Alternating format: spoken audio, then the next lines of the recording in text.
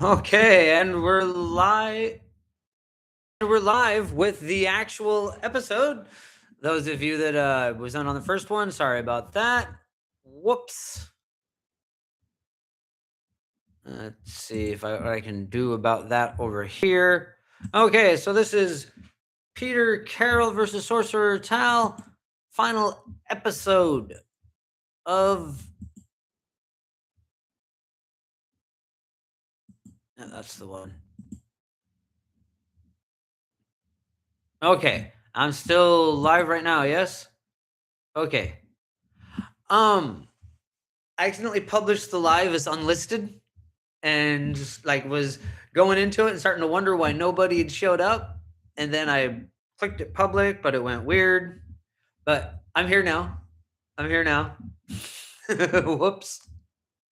So if you didn't guess from the title of tonight's episode, I'm going to be talking quite a bit about what my issues with the book. We're going to do a review of the book as a whole. Yeah.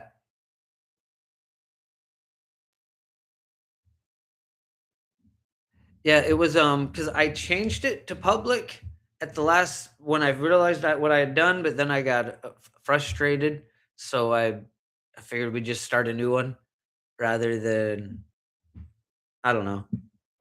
Whoops. That's all I can say there. Things were a little hectic before the live, and I just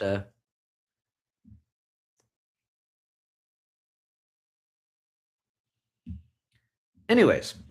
Um like I said, we're gonna review the book as a whole tonight.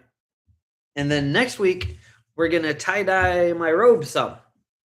So I'll have to set everything up for that.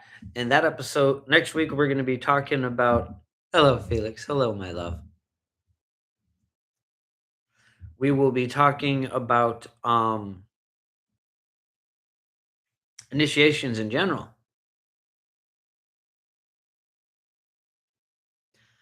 Hecate in particular can be quite insistent at times. This is true. You're not the first person I've heard speak about that. Sometimes she really wants someone's attention.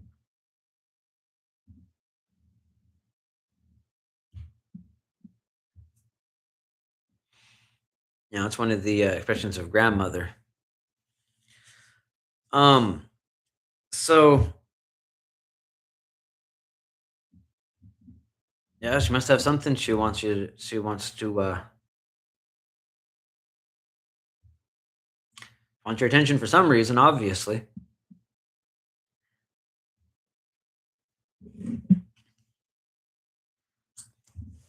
Not sure what to say about that. Because in general, I'm usually like, oh, some god's bugging you. But, you know, grandmother is a particularly interesting being. Hecate being one of her incarnate, one of the aspects of the being I call grandmother.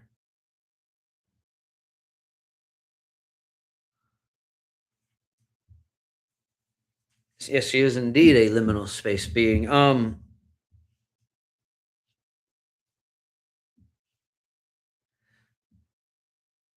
Yes, because I call her grandmother because I have run into the same being in so many different pantheons, all aspects of the same being. Hecate, Santissima Muerta. Um, there are other examples that I can't think of at the moment, but they've all got the owl, they've all got the key, the crossroads, the dog. It's the same entity. Um, when so I began referring to them as grandmother, but when I asked her, "Are you all just the same being?" She said, "No, we are all the same," which I'm not sure what that means. Well, I do, but I don't. Yes, the pomegranates as well. They are aspects of the same being. To me, essentially, they are um, manifestations of death, you know, in many forms. But beyond that, they're the um, one of the ones that allows us entrance into the realm of death.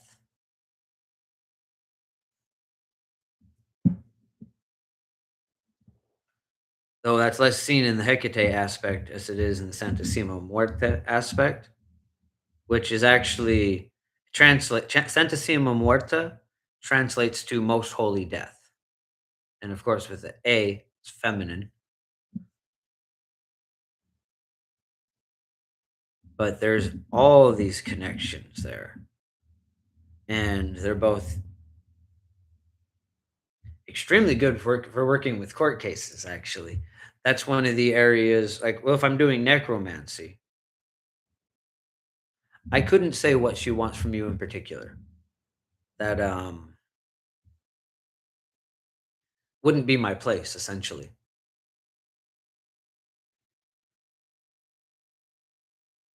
But I don't like if I had some clue, I might say, I'd tell you, I'd give you a bit of my opinion on it.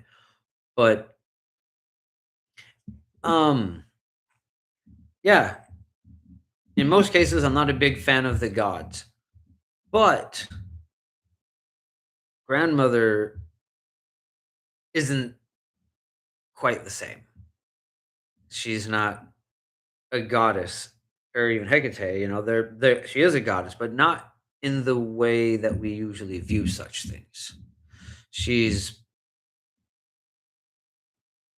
an important aspect that has a deeper connection that goes just beyond just our belief in the human psyche. It's like she occupies she is a being that occupies a particular space within the pattern. And so being in that position, she knows things. And so far I have seen no reason not to treat her with respect. She is can be very pushy at times, but she's not something that is actually trying to take away other people's free will. So I'm a huge fan. If you feel like she is trying to communicate with you, I would suggest just find out what she wants, you know? And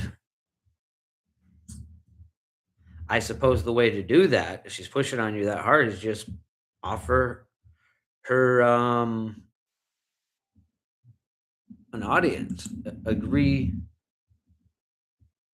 Oh, I want to get rid of this for the moment. I don't have that binging in on us. Um, like go to what I would do is simply go to the crossroads, tell her that you are willing to have a conversation, and then take a bit of dirt from the crossroads, take it home, sleep with the dirt next to you, so that you can have a clear conversation. Okay, so Liber Null and Psychonaut. This is the final episode of this book club. Next week we're going to dye my robe and talk about initiations. We're gonna dye a little away a little bit of that nude status. Gotta wash the robe first. I hate it being all white. It gets dingy quick with it being white. I'm impatient for it to be covered in many colors, but it's gonna take several books. This is only the final episode of the first book. So next week we're gonna dye the robe a bit. I'm gonna add some more colors, and we're gonna talk about initiations. And after that, we're going to start reading the never-ending story and treating it like the magical tome that it was intended to be by the author. And in the meantime, I'm probably going to find out more stuff that I can about the author, so we can discuss that because it'd be interesting to know. So, Peter Carroll. Speaking of getting to know the author, Peter Carroll. The first bit that we talked about. Oh, I'm glad you like the staff video. Um, we are going to be first talking about the anecdotes that we read last time. It's interesting to know that he grew up in South Downs. That's the area where there's like the horse that that can be seen from the sky, like earthen mound type stuff. And as he mentions, there's a lot of old Roman stuff in the area. And one can certainly see how being born somewhere like that would influence one towards magic.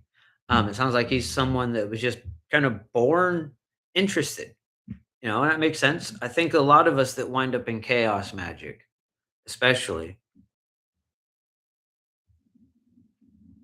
we're born interested in the craft, just kind of inherent in us. There's a lot of us drawn to the more free willing, and I mean wheeling, not willing, free will, but also free wheeling aspects of chaos magic. The way that it's more working with an intuitive idea, and it's more open framework. So those of us that have a natural instinct towards magic do tend to gravitate towards chaos magic or doing something that is like chaos magic, whether we've ever heard the word or not. Like I said before, I was doing a lot of the stuff in chaos magic when I first came across the idea of chaos magic, and I'm not the only one.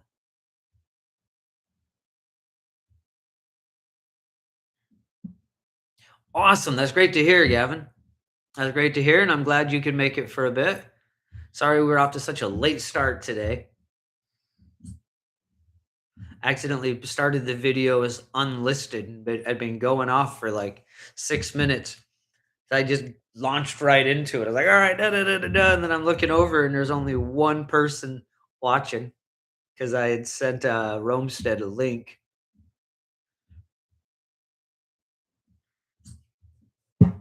Anyways, um, yeah. So his early childhood was interesting. There was one of the first stories he talks about is he had a sword and he'd get himself all worked up with it, and basically entering rage gnosis by holding a weapon.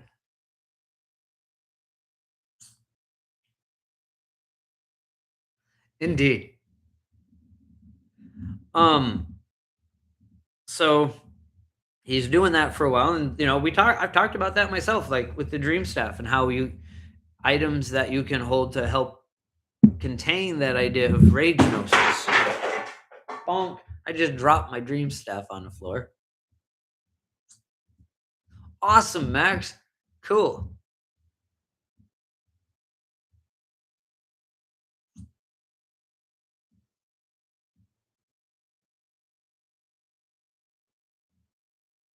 Drinking a little bit more of that Saint Germain's, and I've got some wine as well today. Chilean wine. We'll get into that eventually. Gonna drink the Germains first, probably. Thank you, Max. Much love to you as well. Much love and support to you as well. So yeah, like I said, growing up there. So, anyways, that's where I was. Yeah, he's doing the frenzy gnosis, basically. And then he talks about leaving the house like that and actually throwing a bolt of that frenzy gnosis into someone and hitting them with it. Which was kind of fun because I just talked about the what do you call it? I had just talked about the spiritual pew pews, right, in the last live. And I've even done a video on it and using the spiral gun. But this is a little different what he did here. However, it made me think of something I did when I was 18. Pew pew. Yeah.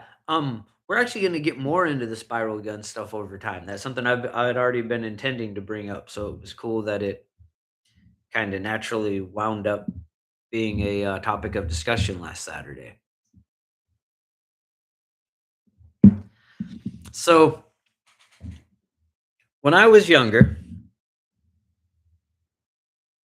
I think I've mentioned before that I actually have, well, the Native American ancestry that I have is on my dad's side of the family. But I actually have family members on my mom's side that are Native American as well, and just happened to also be Ojibwe. Interesting coincidence in life that. Or my mom's side of the family just has this thing for certain facial features. I don't know. But I mean, that side of my family is Mormon culturally. So I'm actually calling these people family, but it's my grandpa's cousin's kids.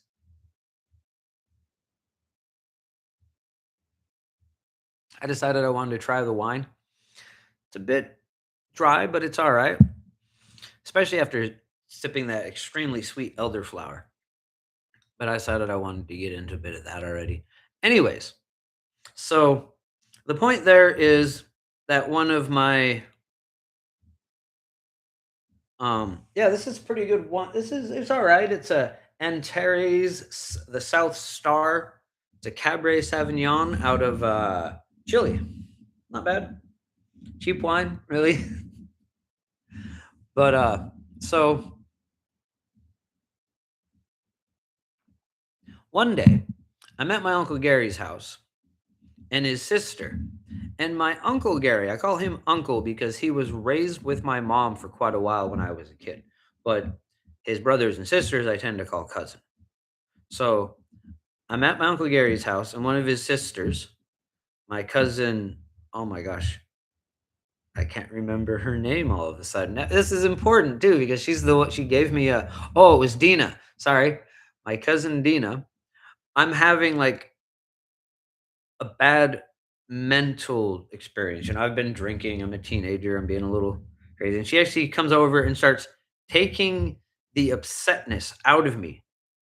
Kind of very similar to, like, how Reiki works is how she was doing it, but she came over and she was taking the upset out of me and just, like, pulling away the negative energy to, like, help calm me down, and it worked, right?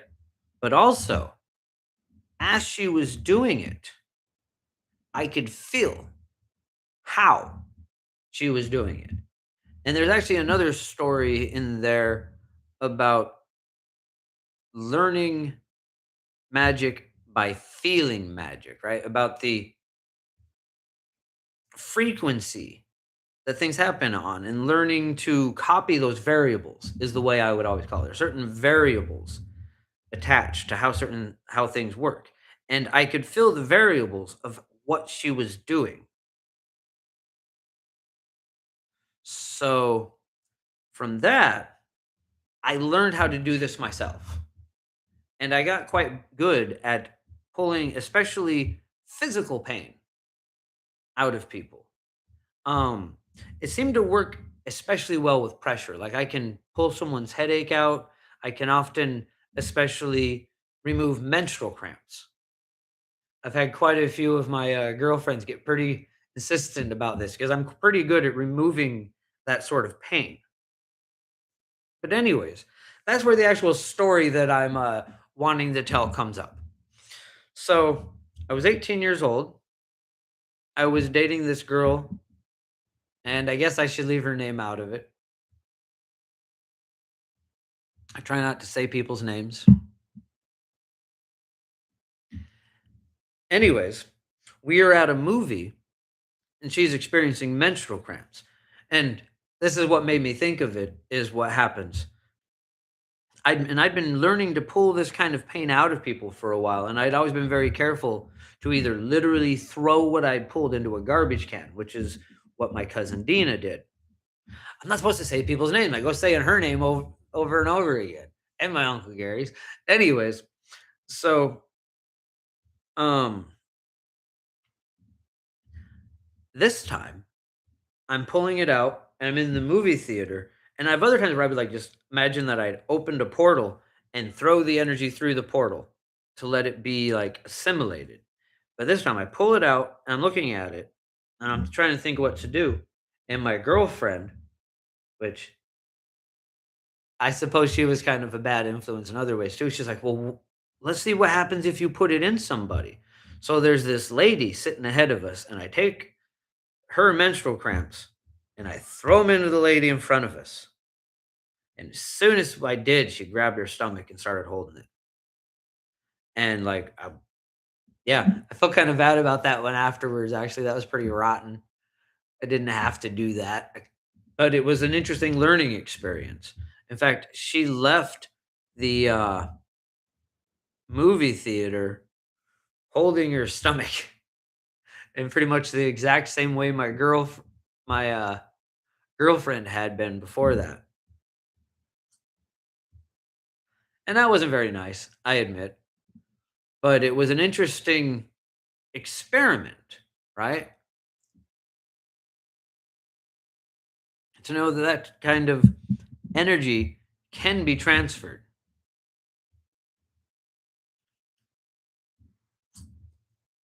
from one person to another. So now whenever I'm doing anything where I'm pulling out energy work, I make damn sure of where it's going.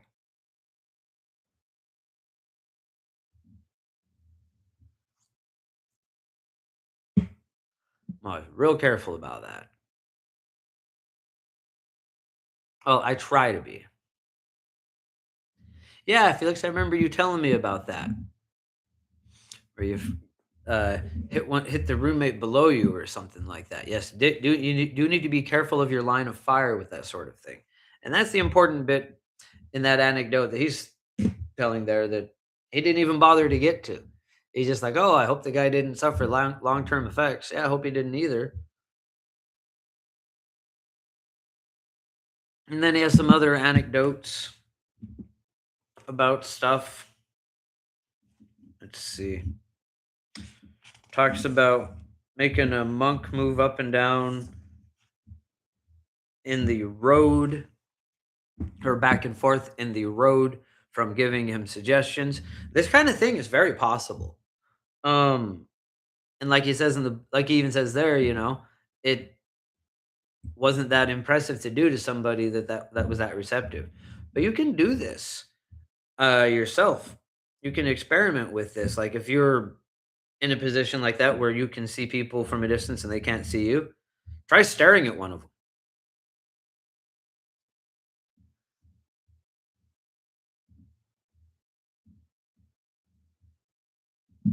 That is it have an effect. Like the first time I was given that advice, I was told on the bus to stare at the back of somebody's head and make them turn around. But that's actually a good way to draw unwanted attention. Mushroom soup is pretty good. I mean, you know, it's sustaining.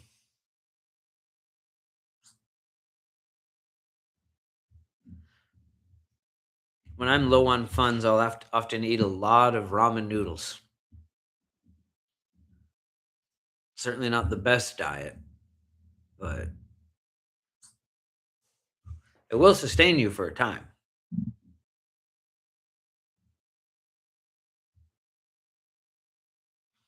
Yeah, he did pass away just a little bit before I started the Liber book club. I was already planning on doing it, and then he passed away. So that was just kind of one of them magical timing things.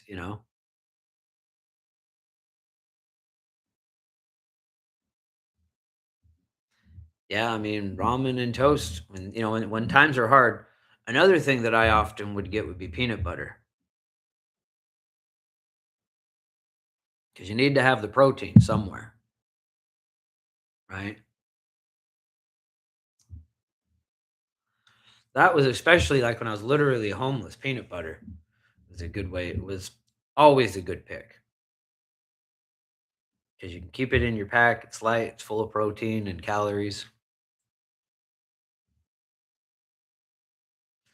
But yeah, so be careful with your line of sight. That's an important lesson. Um, you can definitely get people's attention through uh, and influence people from a distance by staring at them. He doesn't. He didn't mention that part. He just said that he was like pushing, telling them to go one way and then the other. I feel like at the same time, he's kind of lucky that that monk didn't figure out what was going on because when you're messing with people like that, it's pretty easy for them to mess back, you know? And I suppose I'm lucky.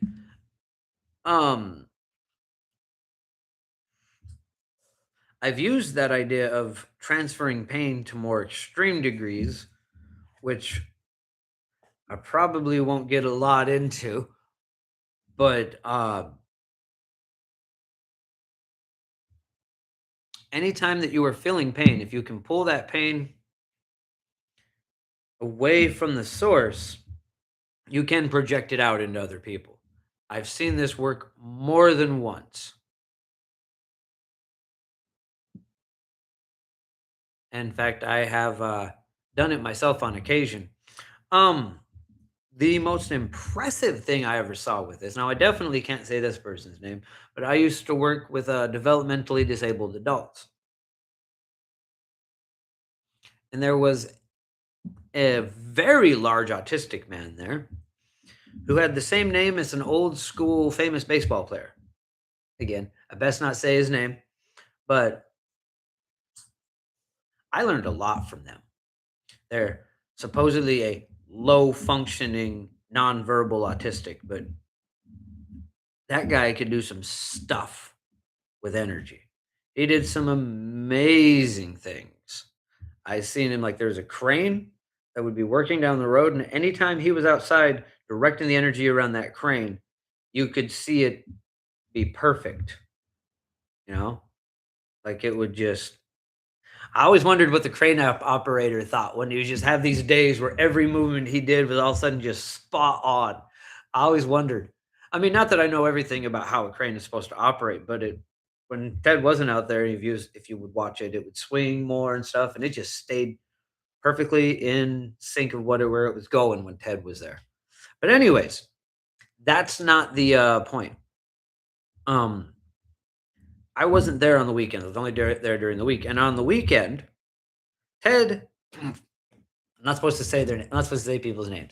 Anyways, he had broke his ankle or sprung his ankle actually, and it had been 2 days. And I come back to work, and they're telling me about it, and he's trying to tell me about it, but like I said, he's nonverbal, and so he's like, just waving his hands at me and pointing at his ankle and stuff. And all of a sudden, he reaches over and grabs my wrist, and as soon as he had a hold of my wrist, it felt like I had sprained it 2 days before. I jerked my hand back like, "Whoa, don't do that, dude." It was but I've never seen that kind of skill from anyone. That was one of the most amazing things I have ever seen. He just reached over, grabbed my wrist, and made me feel what his ankle felt like. Amazing. There was another time he actually caught a ghost. Like, there was a ghost in the house. And one of the other roommates, who was actually quadriplegic and very low functioning, oddly enough, the quadriplegic guy that can't, he can move parts of his arms and legs was the biggest problem in the whole house. He could get all over in his wheelchair and cause all kinds of problems, but he would talk to something at night. And the autistic guy, he always had a problem with the quadriplegic guy. Like I said, I really shouldn't say their names, so I'm trying not to. Um, and we all thought it was because he tried to steal his food. Like the quadriplegic guy would come up in his wheelchair and try and get the other guy's food during the day. We figured it was mainly because of that. But one night, because I was mostly the nighttime guy, like I'd get there in the evening and I'd hang out with the guys for a little while and then I'd put them to bed. And I'd just kind of hang out, make sure nobody wandered off, make sure nobody got up in the middle of the night and did anything they weren't supposed to. So I'm there hanging out in the main room, and all of a sudden Ted comes out and he's motioning me to follow him. And I go into his bedroom and he's got a ghost up against the wall, held with like these energy things. I can see it there. And I mean, the fact that he could do that, and the fact that he just knew I was somebody that would be able to see it too and take care of it was just, I mean, low functioning my sphincter muscles, man. He just didn't fit into society. Should have been in some kind of monastery somewhere, honing that skill. Amazing, amazing being. And yeah, I learned quite a bit from him. Anyways, so let's see other anecdotes. Oh, this one about Ron. That's pretty rotten. He talks about how he like basically freaked out a schizophrenic guy bad enough that they had to like, okay, well, I've got to be the sane one here and talk this guy down that's threatening me. That's all that happened there. This isn't that it was not a work of magic. That was him getting taking a schizophrenic person's own things to such a level that they were like, "Oh, whoa, whoa, whoa, whoa, whoa, whoa, calm down, buddy," and basically talking them down, especially since he eventually went back to what he was doing. No good. And then he talked about wishing he could have. What is his words here?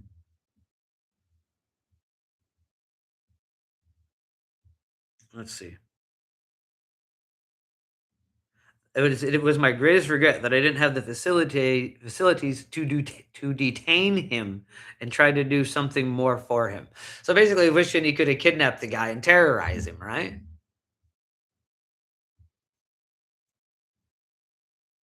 Now, um, despite this being Peter Carroll versus Sorcerer Tal being the name of the episode, I don't mean to like disrespect Peter Carroll. I He's an important part of the craft, right? If it wasn't for him, we wouldn't be where we are. I do feel like he's made a lot of he didn't see everything. And there are some decisions he made throughout time in his position as a highly influential member of the chaos magic community that I would disagree with. One would be allowing Alexander Dugan and his ilk to continue in the community. He said basically, oh, we should just ignore the white supremacists and stuff that are existent in our community.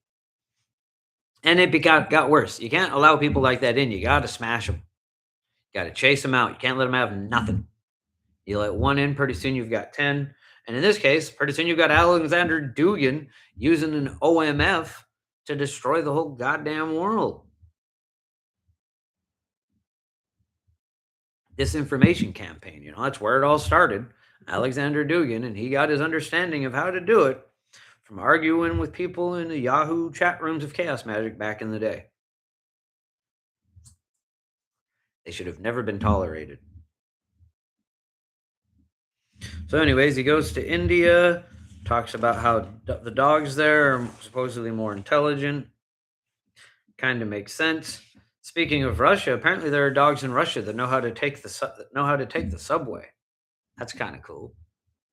You know, talks about some very basic stories with mushrooms, eating ones that had some little bugs in them, and seeing the bugs. I mean, it seems bound to happen to me.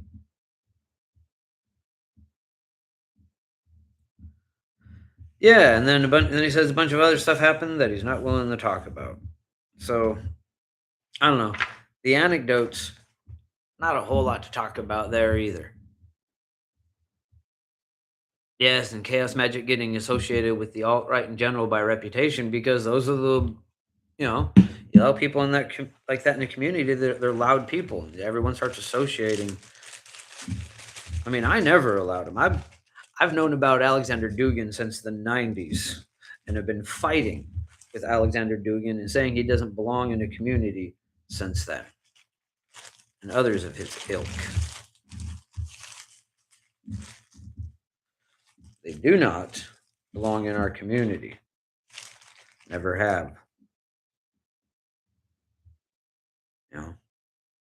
If you tolerate the intolerant, pretty soon you wind up with a bunch of intolerance.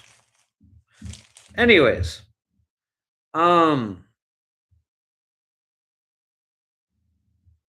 let's see. Smoke some of this lower caliber weed first, just so I can get rid of some of it.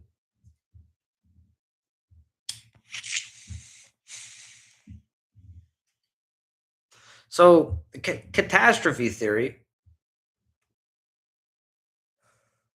those of you that actually are reading along, I would love to hear someone else's thoughts on this because make no goddamn sense to me. Indeed, down with the fascists, Max. Screw them. But the thing is especially in the cult circles, I mean, what's his name? Goebbels had all the resources in the world for his real shit. And he failed miserably. There's all kinds of like actual evidence of Hitler being influenced to make bad decisions by the Clobite Cliffs of Dover. There's stuff that my great grandfather was doing that was effective in World War II. There's stuff Aleister Crowley was doing. So he had them on him, but I mean, he had serious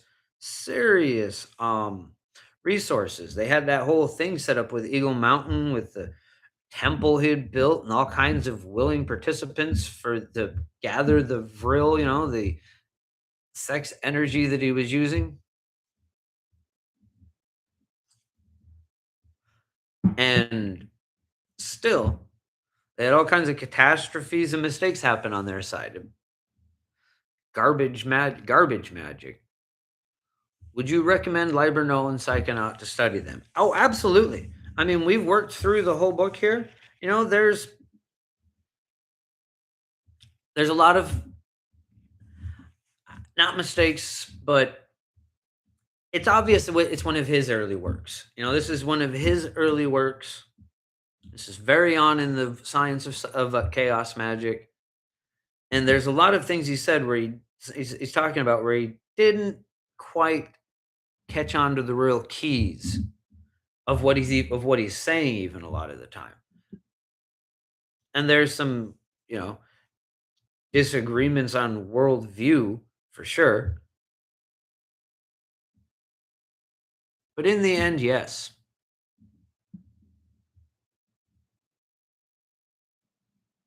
In the end, yes. I actually highly recommend it. There's some useful stuff in here. It's a good way to get a background of what is going on. That being said, chaos magic has advanced a lot since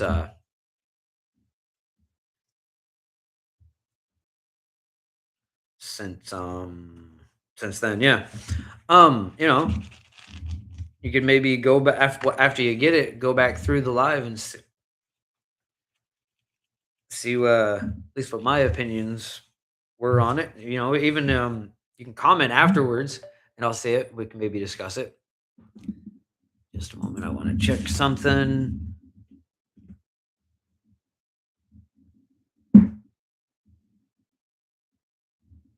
Just want to make sure that wasn't anything important. Okay.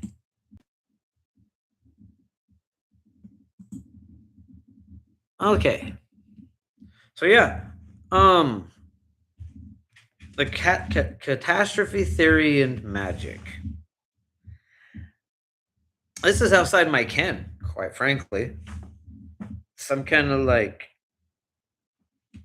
geometry math to try and understand how a moment moves, and it's supposed to be something that simplifies things, but I'm no mathematician. And this is, I don't know, seems like an complication to me. I've read through it 3 or 4 times.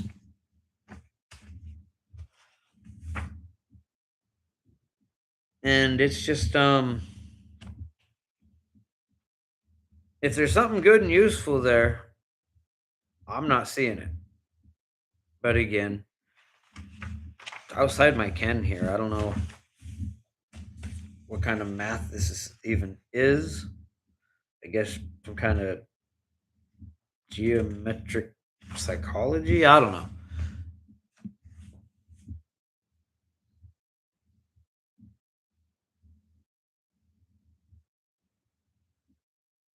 Psychonauts Field Manual. It's that one's fun.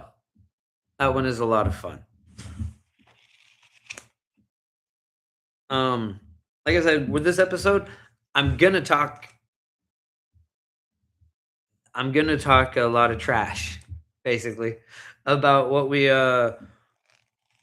about the book, because that's why I named it Peter Carroll versus Sorcerer Tal. Well, not a lot of trash, but there are definitely some things that I have disagreed with throughout the series. The biggest one being how he approaches this idea of the psychic sensor. Um, I also want to review the idea in and of itself because there's some value in understanding this concept. But okay, first of all, let's get back to defining what the psychic sensor is.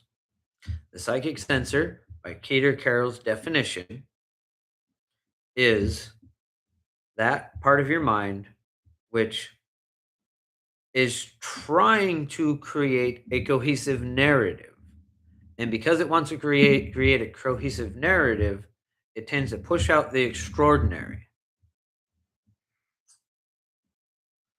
And he's constantly trying to find ways to block or trick the psychic sensor.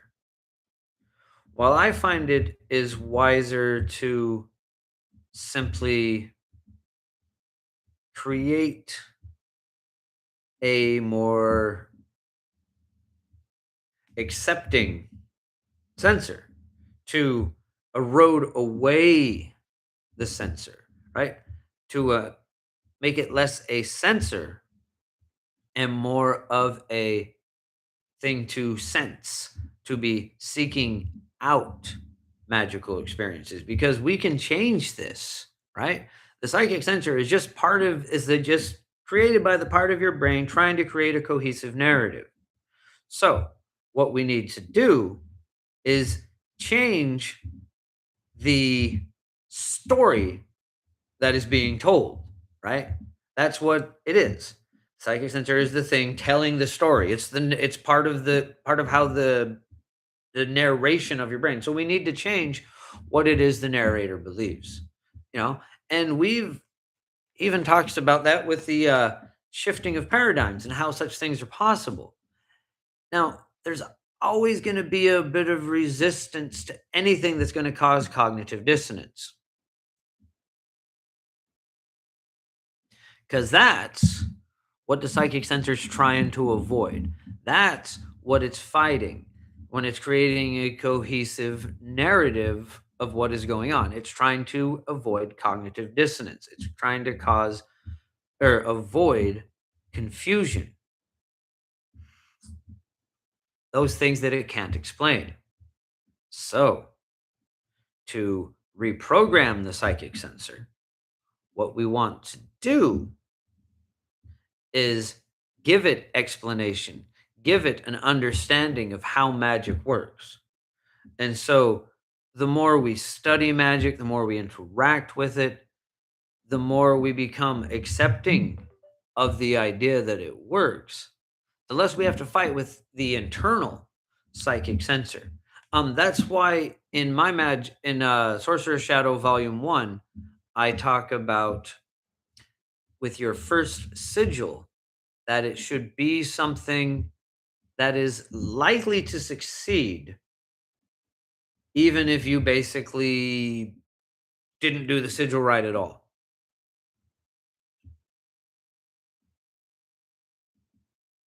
Something significant enough to notice, but something that is not that unlikely because you want that first win, right? You want to get that momentum of magic working, of sigils meaning action, sigils causing events.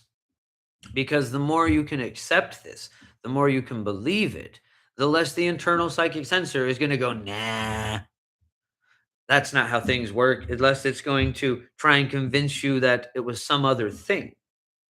The way you get away from that is by getting that first win, getting your mind used to the idea that when I make symbols, things happen.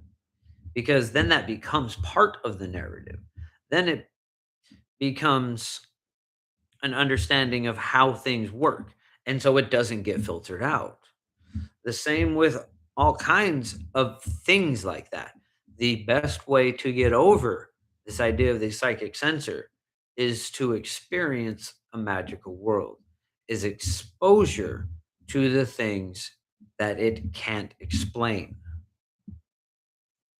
Well, that last bit is more about how your brain needs to eventually get to the point where it can accept cognitive dissonance, where cognitive dissonance, confusion, not being able to place things in an exact point of understanding is part of the narrative, is part of how we are able to view the world. Because the more you are able to look in to that confusion, that mystery, that cognitive dissonance, the closer we are going to get to be seeing the truth. Good night, Gavin. I wish you good health, happiness, and abundance as well.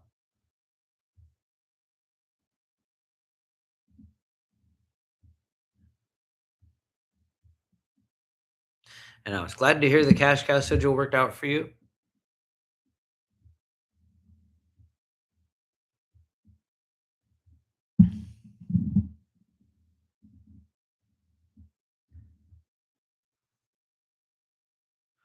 Oh, no, we're not gonna worry about that just yet. Not gonna bother plugging anything just yet, but soon I'm gonna put a pin, at least pin my link tree. Actually, let's go ahead and get that up here while I'm thinking about it. And let's see.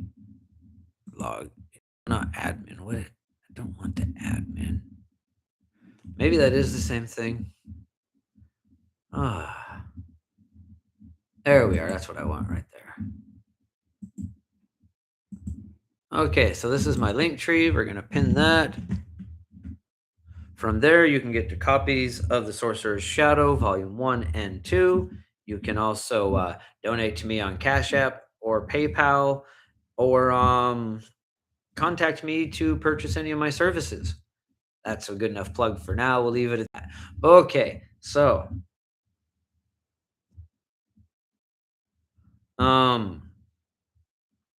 catastrophe theory. Yeah, I got nothing, frankly. I tried to understand it, and I get that he's talking about how a moment, even, kind of about how to get past the psychic sensor a little bit. It's a little bit of dealing with cognitive dissonance is kind of what he's trying to get at here, I think, and how it happens. Yes, I did, my love. I remembered like 45 minutes in. It's a new record for me, I think.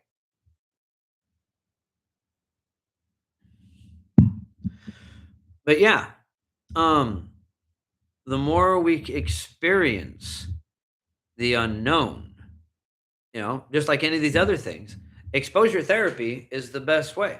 The more we experience things outside, safe things outside of our comfort zone. I'm not talking about putting yourself into bad situations, but the more we experience mystery, unknown, the more we experience uncertainty, the more we're able to deal with and look at such things. That's why Aleister Crowley talked about um, purposely behaving outside of your normal behavior to break parts of your personality, essentially. And that's one way to do it. But to feel uncertainty and exposure to it allows us to look at the real deep questions in life and be able to deal with it, essentially. Be able to actually look at it objectively rather than with that background discomfort. And I realize a lot of us that are neurodivergent have experienced a lot of cognitive dissonance because the world that around us doesn't match up with their ideas inside of our mind. So, you know, this is one of them things where maybe I'm being a little hard on the neurotypical, you know. He hasn't had as They haven't had as much confrontation with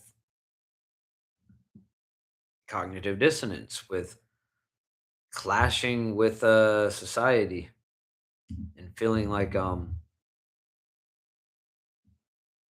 whole world's obviously insane. And those of us with neurodivergence, I think we've all experienced that at some point or another.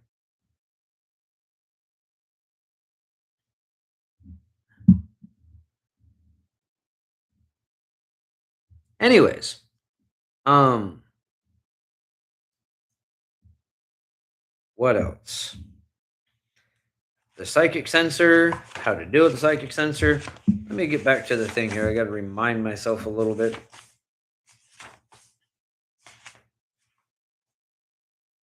Yeah. Yeah, I bet you are, Max. Okay, let's see. The first thing you talked about was mind control, magic, and dreaming. It would have been fun for me to go and listen to the first lives before this one. Next book, maybe I'll do that on the final one. I'll go back and listen to everything I've said. Okay, so the mind control. That's one thing I noticed in this book. He's real liberal with how he uses the terms. Like mind control, it makes it sound like he's going to teach us how to control people's minds, but no, he's talking about meditation. And one thing I have to say about the meditation and all these different things he talks about here, um, meditation is easy. It's not about not thinking, like he talks about here, and just completely making your mind empty. That you have to let it happen, right?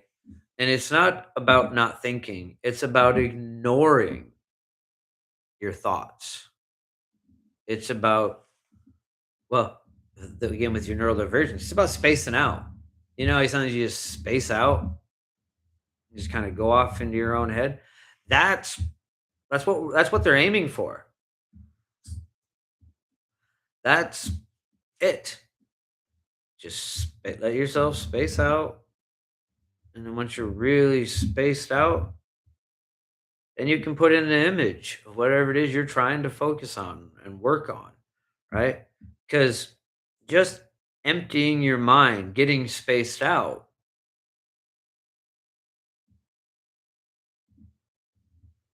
yeah, you just, you know, ignore your thoughts essentially, and even if you're getting into a daydream, daydreams can be used as well. Let the daydream start and take you in. And once you really get daydreaming, redirect the daydream to whatever it is you're intending to work on. But really, either method. But once we get into that space, to me, that's not an end goal, right? To just becoming the empty vase, becoming the empty vessel. That's not an end goal. That's a starting point. From there, that's where we can learn to attempt things like meditation, work things on reprogramming our mind, or whatever it is that we're working on. Like when I was a kid, one of the first things that I did with meditation was began working circuitry into my brain. And I began imagining my mind as a computer and creating circuits and programs within my mind to help me make myself a little more high functioning, get a little bit of control on how wild, uh, all over the place my brain was when I was a kid. I mean, I still got ADD like crazy, but it's a maintained and controlled ADD in some ways. I'm sure Felix is listening to me going, "Oh, maintained and controlled," rolling their pretty eyes. Dynamic meditation, like the Silva method, which is more active because the spaced out kind makes me more prone and vulnerable to entities. Yeah, fair enough. Putting yourself as an empty vessel does have its vulnerabilities in it for sure. That's it's actually a great time to cast the circle of protection is before you start meditating. But I do a lot of my meditation these days in open eye motion meditation. Like I'm doing my what I call my katas, but really what it is it's more like personally adapted tai chi. It's energy movements. I do an energy work, and I'll often be singing or chanting while I'm doing it, but inside I'm focused on each movement and each motion, and then after a while, the motions will take on meaning, or they won't if I'm simply, doing the meditation to create cohesion in my astral form.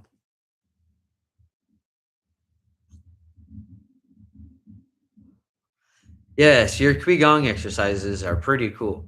I enjoy watching you do them.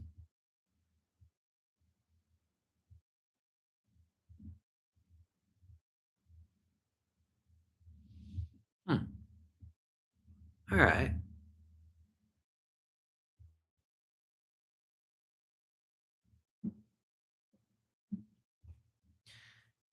Yeah, um, a lot of the meditations I've done were specifically on working with my brain. Like as far as the closed eye, sitting there meditation. When I was young, when I first discovered marijuana, I used to really like to smoke a joint and then meditate on my brain and imagine it again, once again, as circuits. But these were a little bit different than the computer ones. It's like running through Robert Anton Wilson's idea of circuitry, brain circuitry. That's in which book is that? Is it Prometheus Rising? I think, which might be a fun one to read. Actually, um, we're gonna do Never Ending Story next, and then I'd like to do one I've never read. After that, probably do like I don't know, maybe the Octavo. Felix mentioned that earlier today. That could be fun, but that's right back to Peter Carroll. I was thinking maybe we'll do a Phil Hine. I certainly haven't read a lot of Phil Hine's books.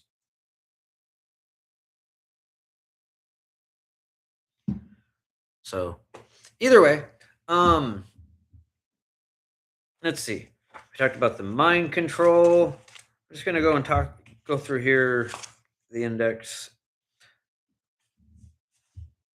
Magic of trances, object concentration, and then the actual bit about magic. Oh yes, and the forgetting your sigils. We talked about that at the time, and yeah, I don't see how you know your magic worked if you forget your sigils. Like, how do you collect results?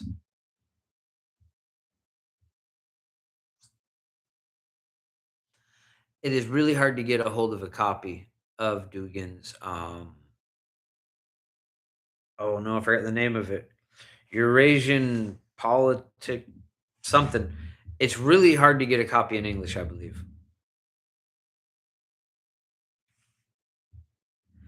You could prove me wrong about that, and all of a sudden there you go with a link from the Internet Archive of it in English. And if you do find one, maybe. But I don't think the book itself is directly about magic.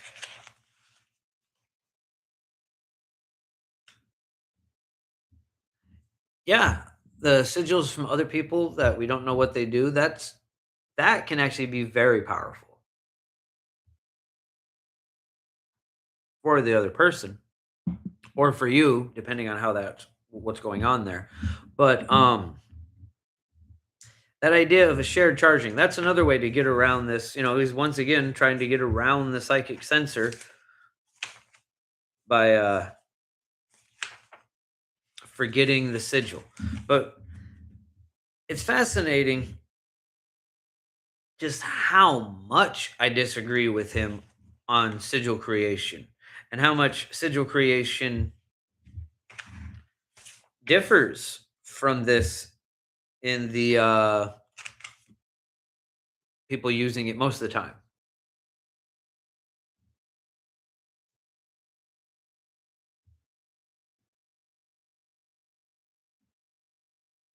Wish there was an English translation of the 13th century Book of Wonders. That could be cool. I definitely think at some point we should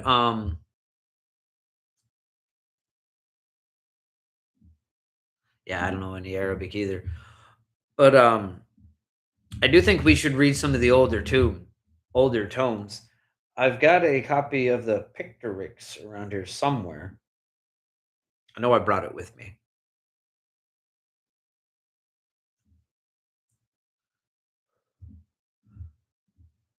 And that was kind of a fun book.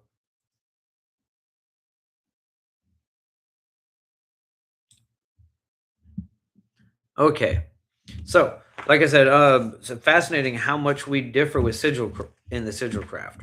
For one, he talks specifically about the sigil not looking like the intent, not being reminiscent of the intent. And I feel like that is absolutely vital to have the image resonate with the intent of the sigil. I want to know what that sigil means when I'm releasing it. I want that intent being honed and crafted into the into a symbol that resonates and feels connected to that idea of whatever it is that I'm doing. And he says the opposite. Try and forget about it.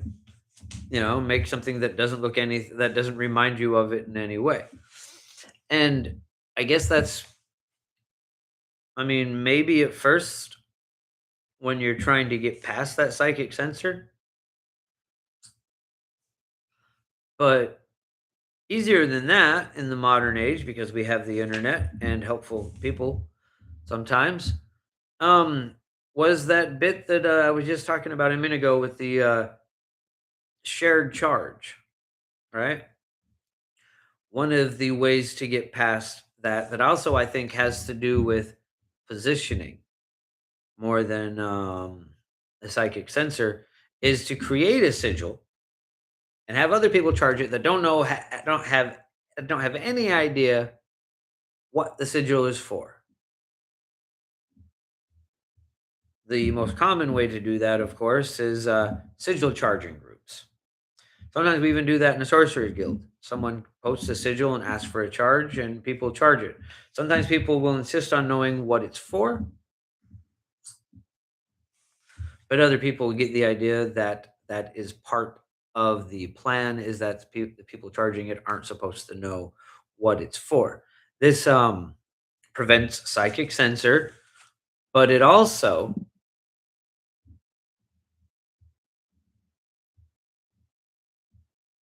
causes a difference in positioning. The sigil is being charged from a different point than the original creator of it, and it also gives it a larger expansion within the collective conscious. Oh, that's the bit I was going to say about the psychic sensor that I got distracted from. Is there is a psychic sensor on the collective conscious level of what the general public believes what is and isn't possible, right? There's a flow and a momentum there. And we do sometimes need to get around that for our workings to work. But forgetting about it isn't the way that we get through that.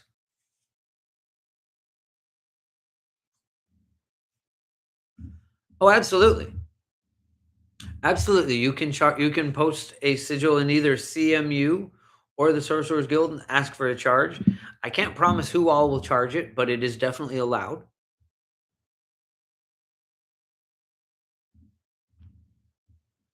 Some of the people might insist on knowing what the sigil's for. I get that question in there a lot, even myself when I post. But you're not required to do that. Tell us what the sigil's for. And sometimes, even with telling us what the sigil is for, yeah,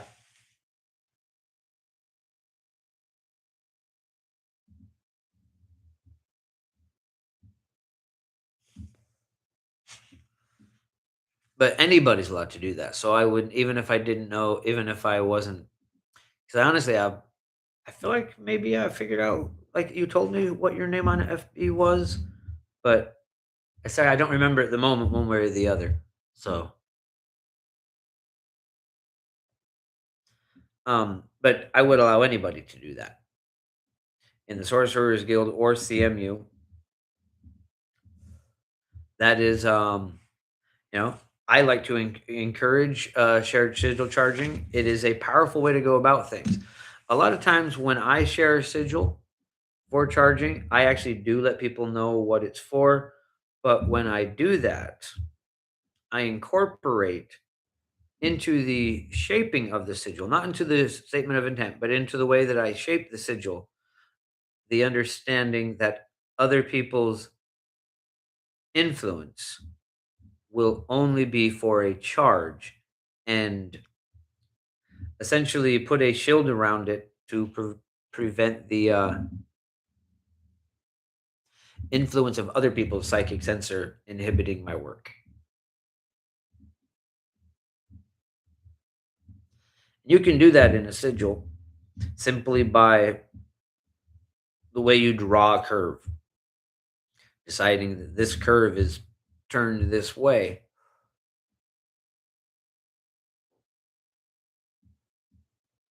to help this sigil work with a shared charge.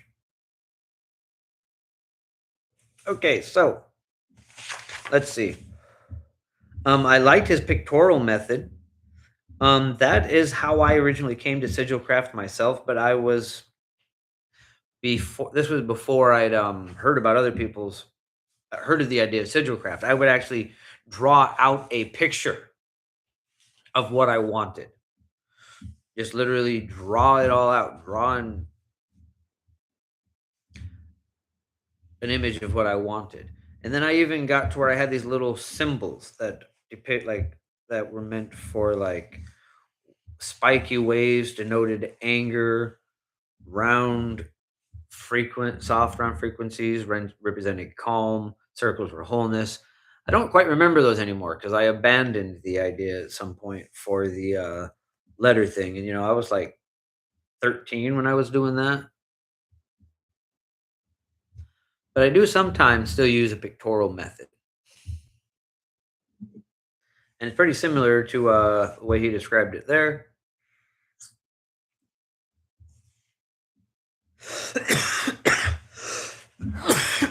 And the mantra thing, that's fun. It's an interesting idea. I can't say I've ever actually tried it just because well, I speak in tongues. You know, I've had a few videos on that. I call it tongue writing rather than speaking in tongues, just because that's essentially what I'm doing is writing the sound that comes off of my tongue. But I can speak my intent without using words.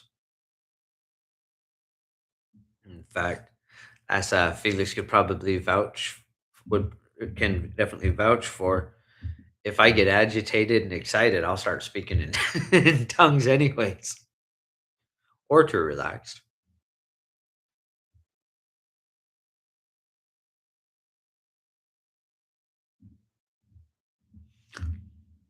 Well, part of my approach is influenced by Peter Carroll, in all fairness, but I appreciate that. Thank you.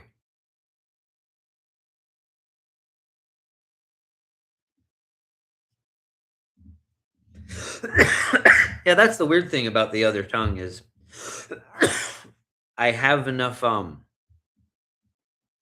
has enough commonality in words that I'm not sure it isn't just another tongue. Like, yeah, there's a lot of consistency.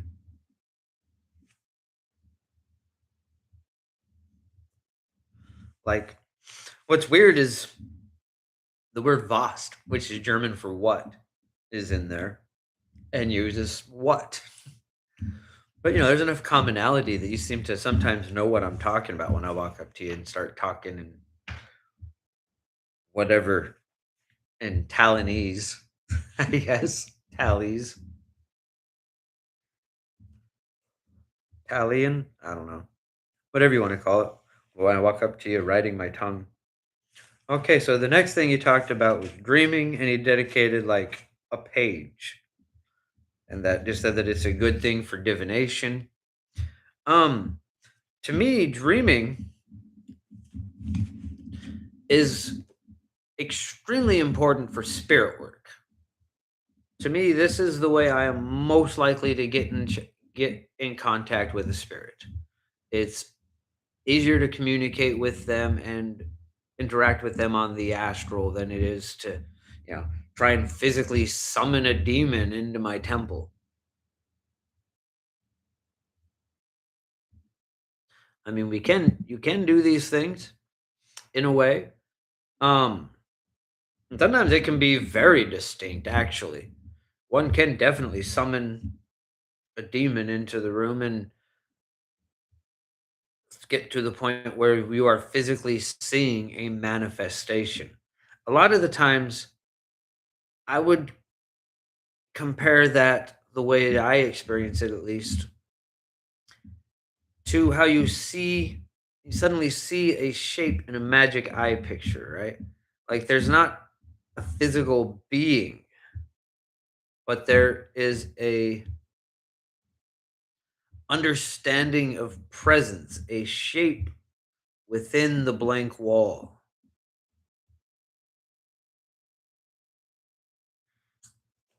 And sometimes I will see them with my mind's eye and they're just there, but they're like on the astral in my space, right?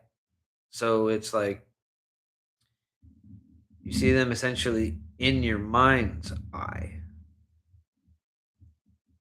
but outside of your. That's a little hard to describe, right? Hopefully, I'm making sense. I think we all experience these things in slightly different ways. My cousin, who is a medium, at least when it comes to the dead, she just sees them standing there. I do not have that particular thing, especially when it comes to the dead. I can sense their presence and with help see them quite well, but it's not like a person standing there. It's a like I said, it's kind of like seeing the image within the blank wall or the corner of the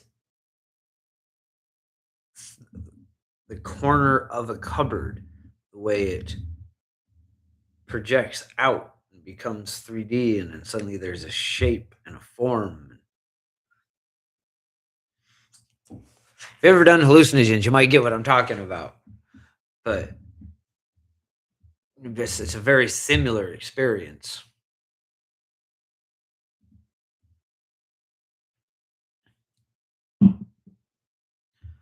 Okay, so dreaming. Like I said, he only dedicated a page to dreaming. I feel like that was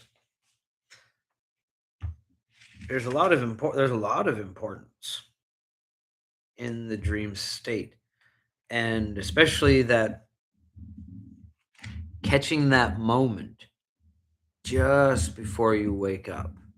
You can get in that moment and prolong that moment. That is an ideal opportunity for a serious out of body experience. It's just before you're waking up.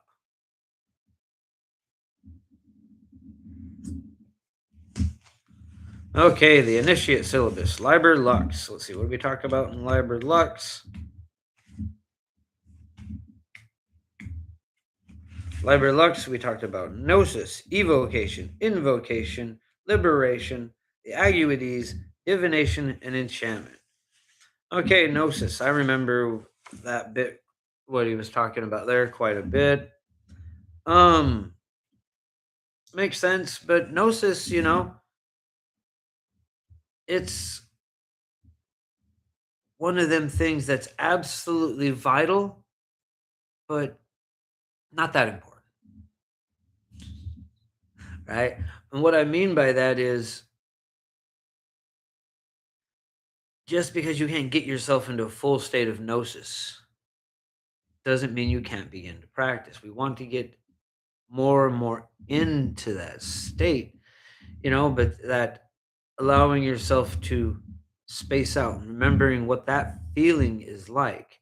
If you can just kind of draw back upon that feeling as you draw the sigil or as you light the candle or whatever magic you're trying to perform, and the deeper you can get into it while moving and doing the work, the better.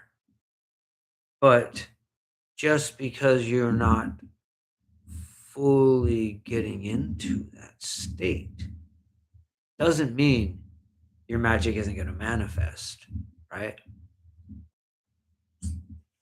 If you're spending too much time worrying about that worry about am I deep enough into gnosis will take away from your spell.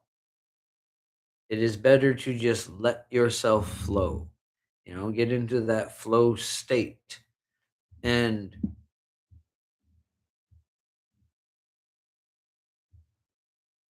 the gnosis will come over time.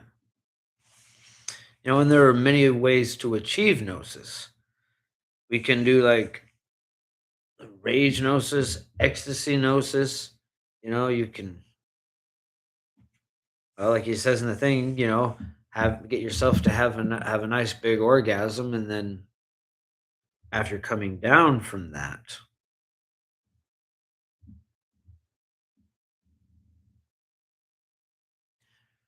drifting into that state, and then just go ahead and cast your spell work then while you're in that post orgasm clarity, right? You've heard that term before, post nut clarity. I mean, that when you say nut, it makes it sound like that kind of genders it, but at post orgasm clarity, that's a form of gnosis. You talked about that. Okay, evocation. We were just talking a bit about evocation. But if I recall correctly, he was talking about it from a weird perspective. What was it? Gnosis. Evocation. Okay, no, he is talking about drawing up different beings and working with them. Evocation.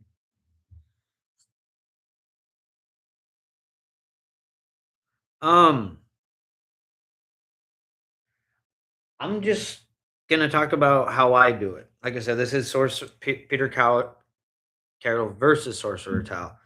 So, evocation. We just talked a little bit about what it's like to see a spirit already.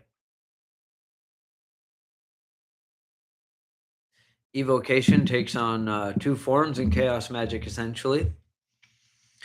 You have the evoking of actual spirits, things that you did not create. And a lot of times, like I said, I prefer to interact with them on the astral. I prefer to go to them, essentially. Usually, if I'm going to be working with a spirit and it isn't one that has contacted me in some way, I will start out by contacting them, like a little note, letter of introduction, like you might have done in, back in the Victorian era. If you wanted to meet somebody, you'd send a letter of introduction. You maybe would even find out if you had any mutual acquaintances and do what you could to have them send a word. And by that, I mean spirits are aware of each other. So you can actually, if you're working with other spirits in that pantheon, or they're somehow connected to each other, if it's not one that you happen to know, because sometimes there are rivalries within, so it might not be a good idea. You have to be careful about who you pick. But if you've already worked with a spirit that's connected to the spirit you're working with, you can actually evoke them and let them know, that, hey, I want to work with this person. Essentially, ask them to put in a good word, find out what their sigil is or their name, and do a small offering, a small petition first. And that's your letter of introduction. And there, for me, like I said, typically, I am then going to try to astral project while focusing on their sigil, or I'm going to remember their sigil as I fall asleep and go to sleep with the intent of having a lucid dream to go talk with this being. And then that's usually where things get dealt with. Hey, Kira, glad to see you.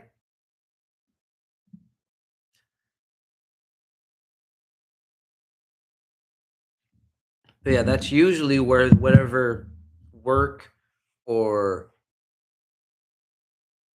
um, offer, whatever I'm going to be doing, that's usually where that takes place.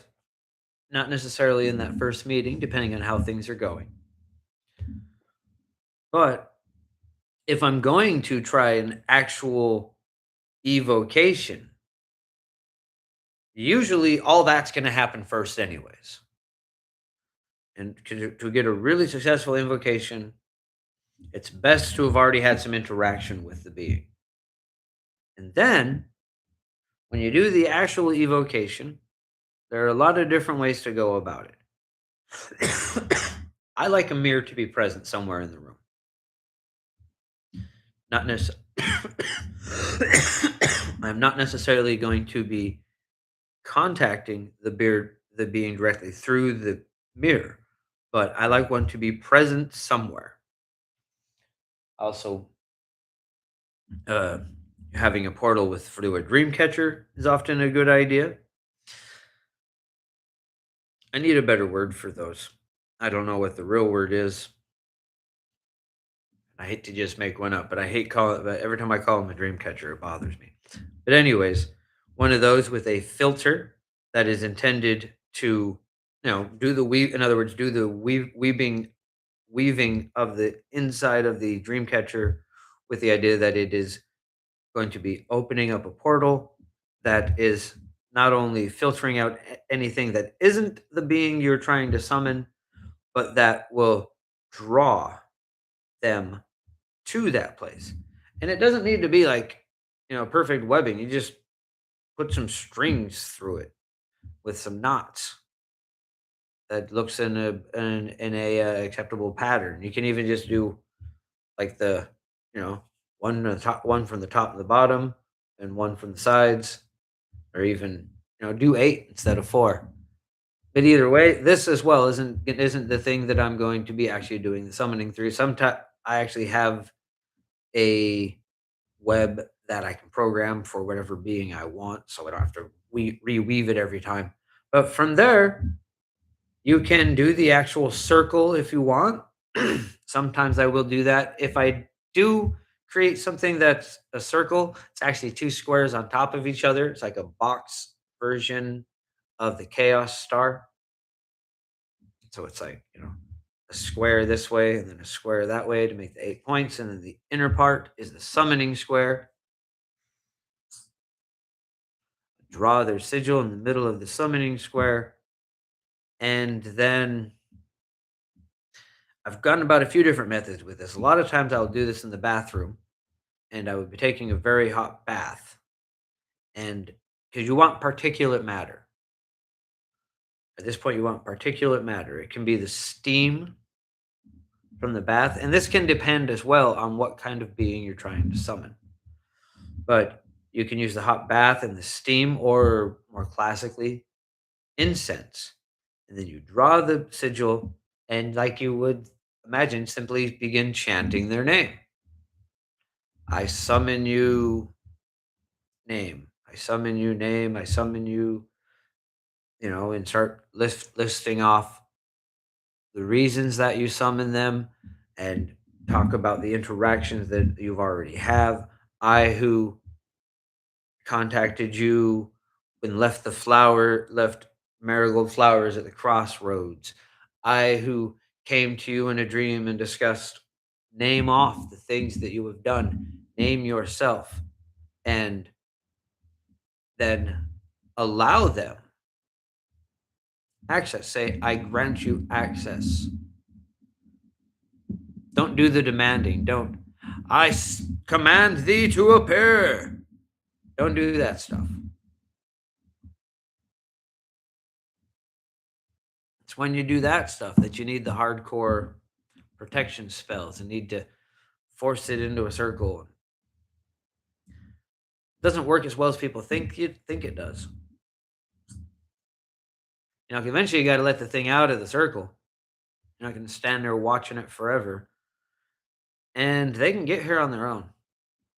So just don't do it. Don't treat spirits cruelly. Treat them with respect. Work with an idea of rapport and reciprocity.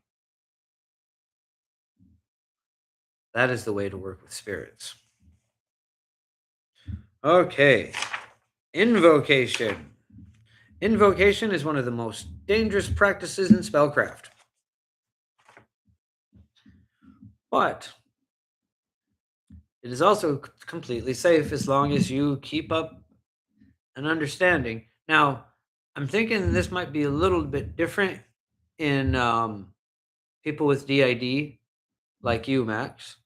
But I would imagine there's a core set of individuals that are the ones that have true control over the body. But for the most part, whatever soul was in that body when it took its first breath is the one in control. And no matter who you allow into your body, no matter who you allow invoke, they cannot actually control you without your acceptance of that.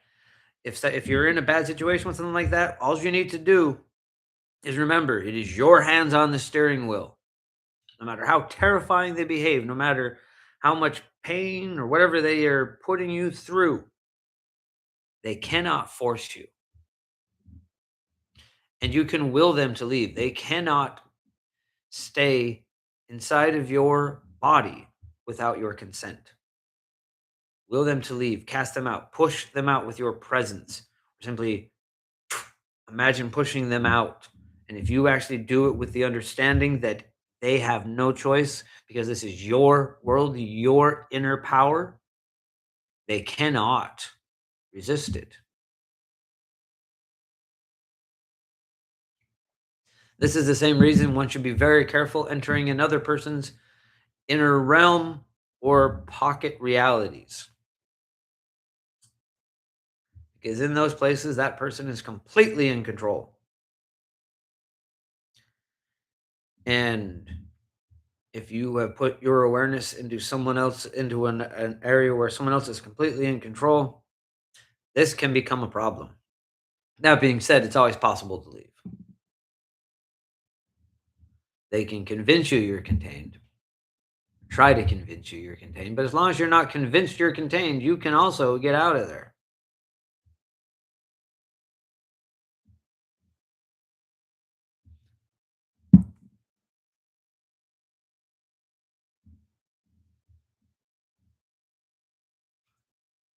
Yeah, that's what. Yeah, they're connected. Those every spirit, they're all connected to the same brain and body. I kind of figured there would be some differences there with that because they're all part of the soul that was there from the beginning. So basically, all of their hands are on the steering wheel. Must take turns.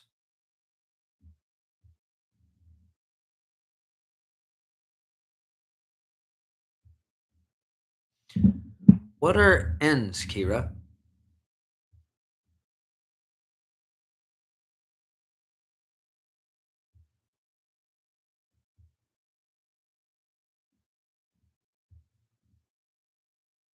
Yeah, that makes sense. Okay, so with the evocation, another thing that I wanted to talk about there, and if I spend this much time on every part of this, it's gonna be a really long live. So, I'm realizing I'm not gonna be able to give all of them this much.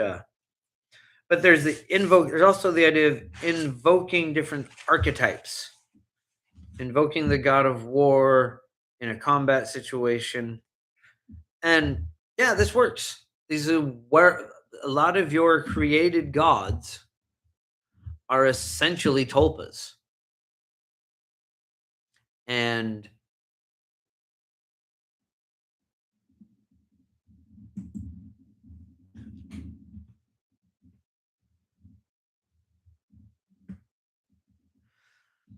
like any tulpa,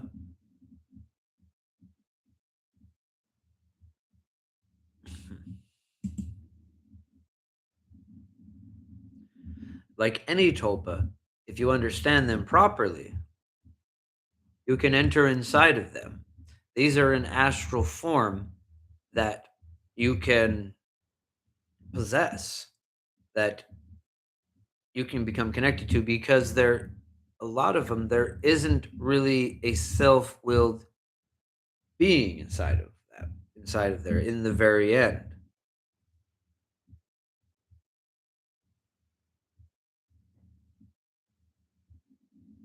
Okay, cool.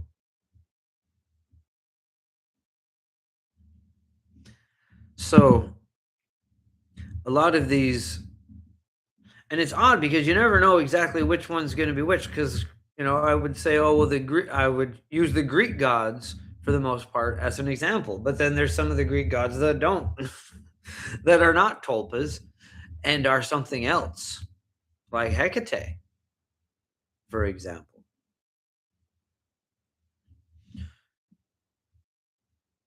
And then in the Greek or the Norse pantheon, I know for sure Loki isn't just some created tulpa. Odin was once a human being that essentially evolved into a god state.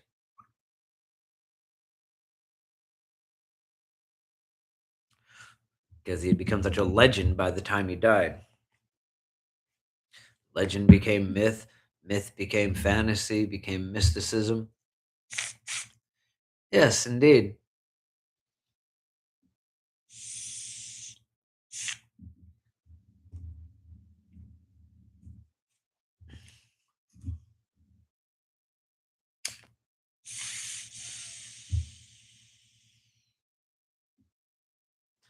You know, like I'm pretty sure that's up with Odin.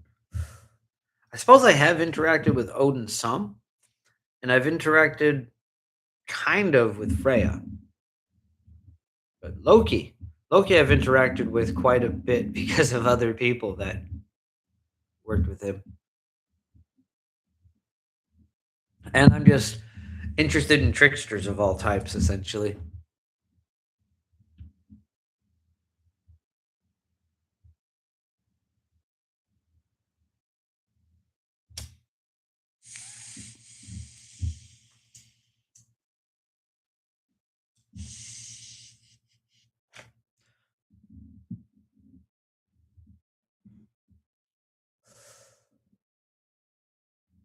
But at any rate,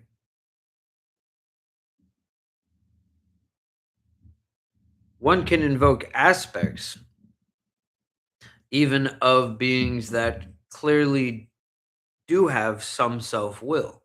Like I said, Loki. You can actually invoke aspects of Loki without getting the full Loki, right? And the same with Odin, actually, whom, as I said, was originally a person. But the thing is when you're invoking an archetype like that, you're essentially drawing from their power, and it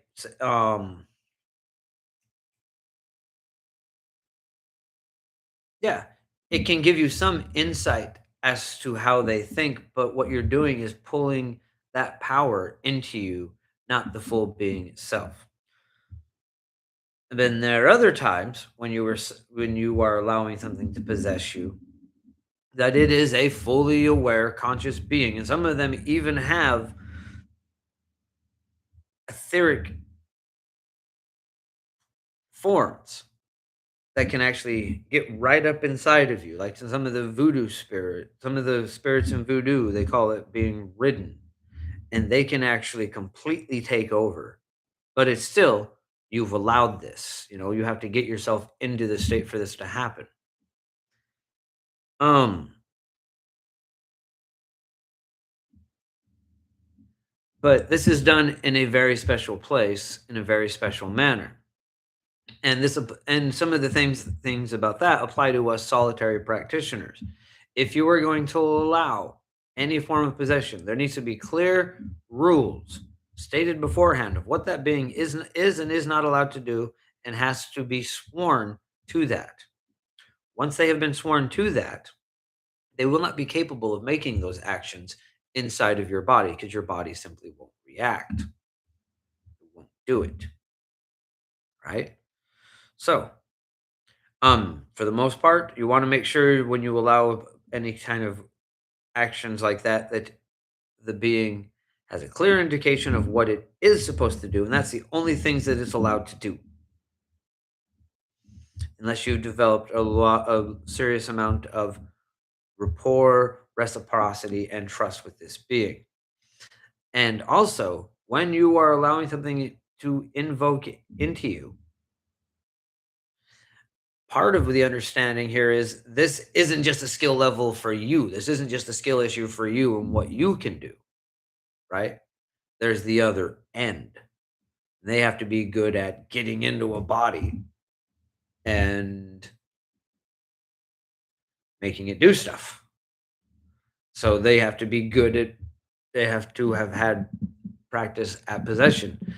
Um, I've had experiences with beings that I've allowed into my body that could barely even make it walk. And then there's been beings in here that could do stuff I can't do.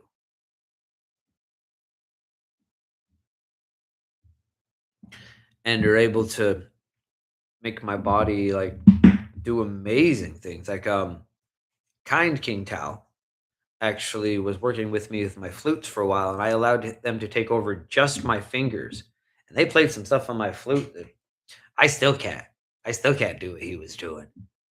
But that was actually part of a moment to help me have an out of body experience and be propelled up onto the music, because I was playing the flute and he's like, "All right, well, let me have that part."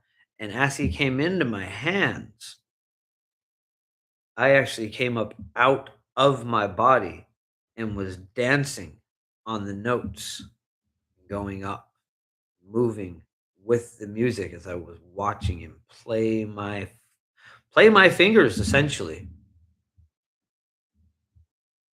That was a fascinating experience. That's something that happened on the walkabout that I mentioned a while back. I don't remember when the last time we talked about it was, but I've mentioned it on the lives before. Beneath the hot spring, right below Hoover Dam. I guess technically on in Lake Mojave.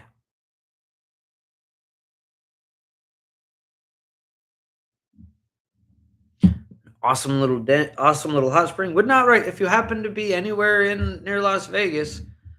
I wouldn't recommend going there this time of year. That kind of heat coming out from a hot spring and hiking back a mile to the car. Oof. If you are gonna go there, go by canoe.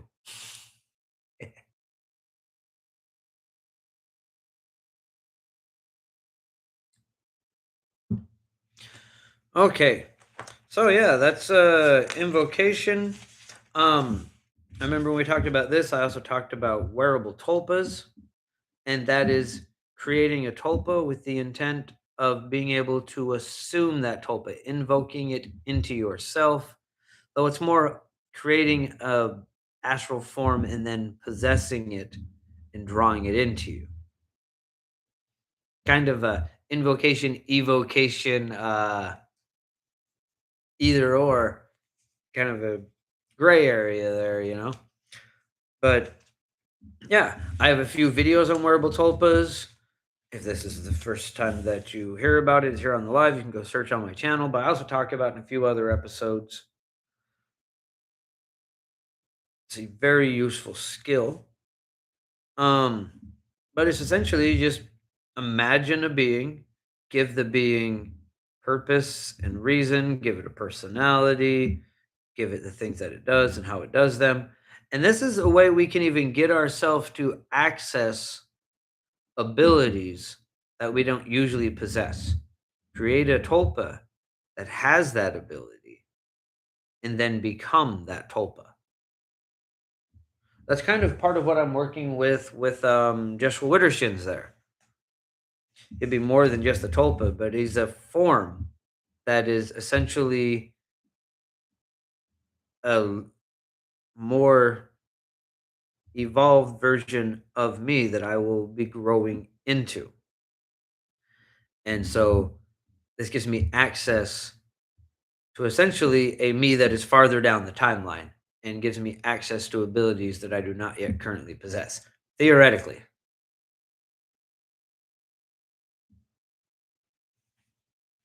My mind is on the condensed chaos mask chapter. All right, let's see. We can talk about that. Which one?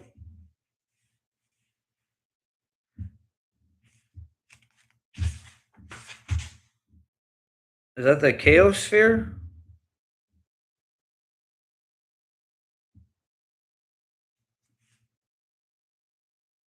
Okay, liberation.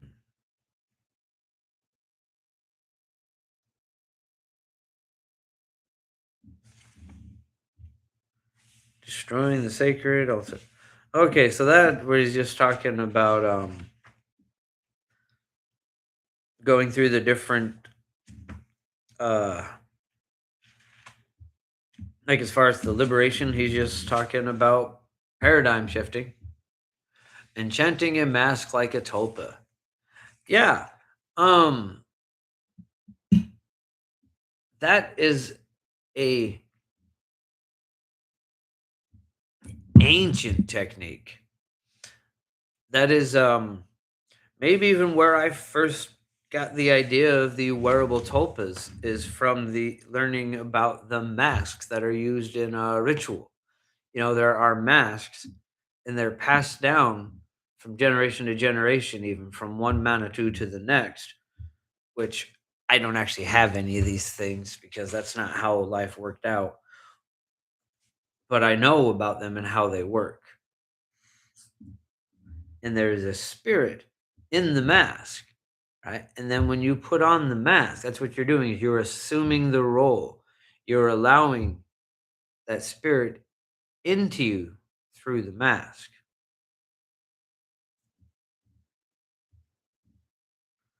But we can do this on our own. You can make a paper mache mask that has a tulpa connected to it.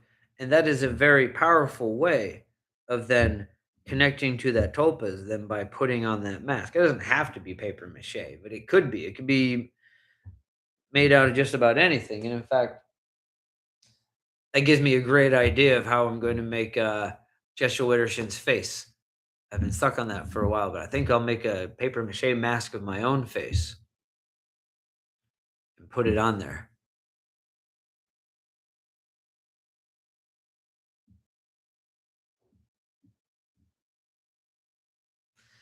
Yeah. I mean, one could even create I wish I'd thought about this when I was still in college. One could create a mask that had a better understanding of a subject, like a tulpa that, in the case that would have helped me, that understood pre-algebra, and then made a tulpa of a character that understood pre-algebra, and then wear that mask while studying pre-algebra, and because my brain just refuses, and it's not that it doesn't seem like it's all that hard, but my brain cannot accept it. So that actually would have been a perfect, workaround for that. Well, it might have been received a little oddly if I kept coming to class on a mask, but, pre-COVID, but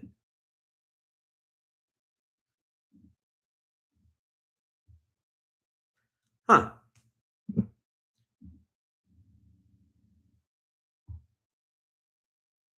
That's about the end of that Saint Germain stuff, the elderflower liqueur. I highly recommend.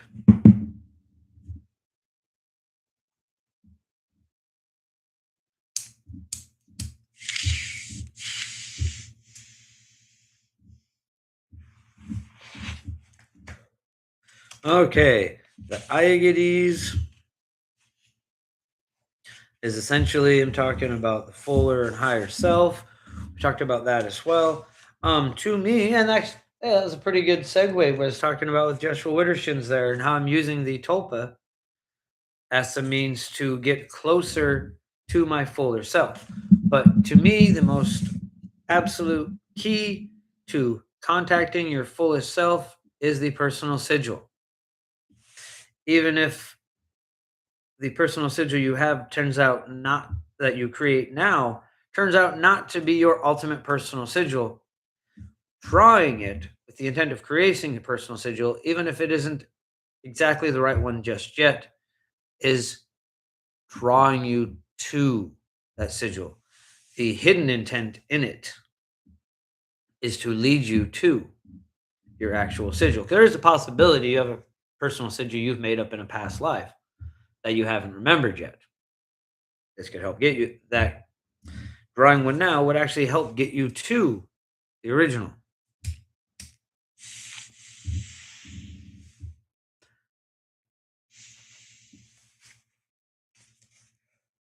I haven't had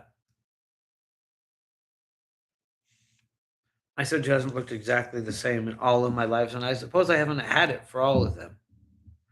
I've definitely had that sigil for a while. And I think maybe some lives I remembered it, some I didn't, because not all lives do have I remembered everything. I have lives where I barely remembered a thing. Now, plenty of them I still don't remember. Okay. Enchantment. Oh, divination would be next, actually. Divination.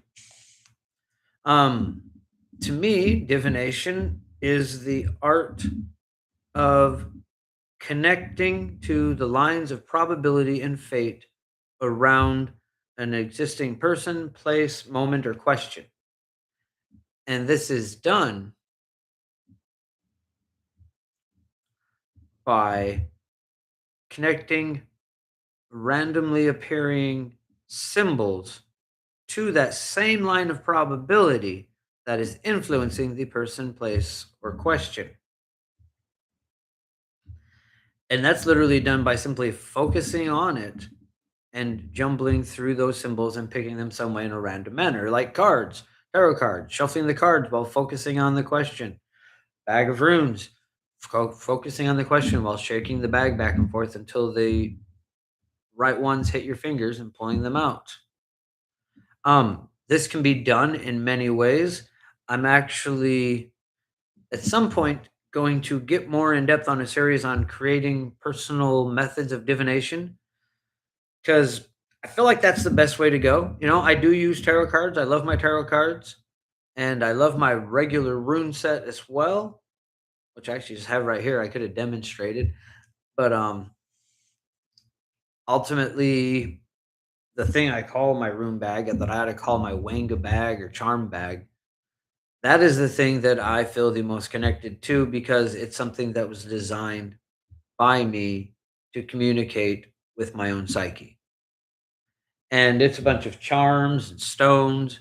It's also anytime I make a sigil with a certain intent and it is proved to work consistently and represent that intent, because I do reuse my sigils a lot. If it works, it works. Pick up the momentum, use that same momentum of that having worked once and use it again. This is powerful. But once it's worked a bunch of times, if it's something that makes sense to put in the rune bag, I will then draw that sigil on a stone and stick it in the bag. And it then represents that intent in divination, not just in magic. On the same side, you can actually use tarot cards to cast spells the same way you do runes. Well, obviously, you can't go draw a tarot card on everything, but you can actually charge a tarot card with the intent of creating whatever is on the card. Like charging a ace of hearts, you know. Okay. Evil Kate, let's see. Where were we? I felt like that was a little odd what I just said there. Ace of hearts. Well, no, I guess it is called the ace in tarot cards as well. Or like charging the tower to cause someone to have a catastrophe. Catastrophe theory. Divination, enchantment. Enchantment is the act of placing a magical intent into an object. This is the intent, form, charge, containment method to my imagining. So that's you create an intent, you give it a form, you charge it, and then you use some form of containment, which means like a jar spell, a talisman. You know, putting a sigil on a necklace and then wearing that around, that's then an enchanted necklace. Enchantment is anything where you're holding a charge and having it create a magical field of operation. Um, which, you know, this is just minutia of definitions, but that's a little different than if you like candle magic, where you're having, okay, this candle represents me, this candle represents the thing that I want, and you bring them a little closer each day. That's working on the intent, form, charge, containment model as well as utilizing repetition. But I suppose you are kind of enchanting yourself.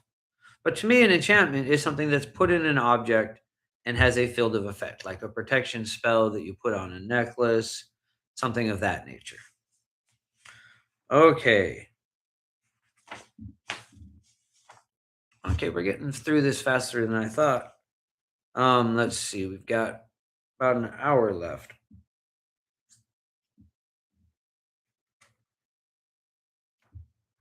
Oh, that's right, because there's the two books. That's just the first book.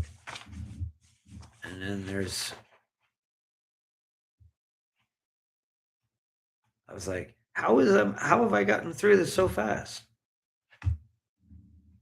Because the second index is the end of the Psychonaut. And then we'll have all those things to talk about.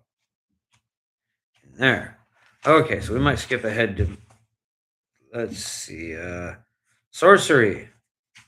I forget what he said about sorcery, but I'm pretty sure that I was like, don't like that.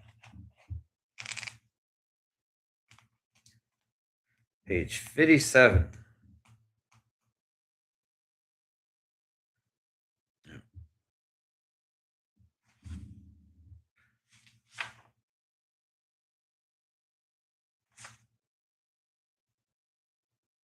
Liber Nox.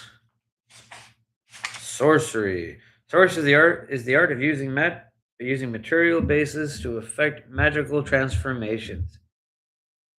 The advantage of using such material bases is that the power residing in them can be built up over a period.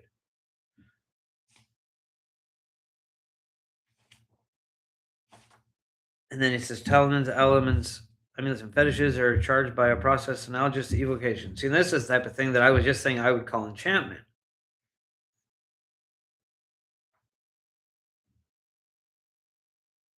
Uh-huh.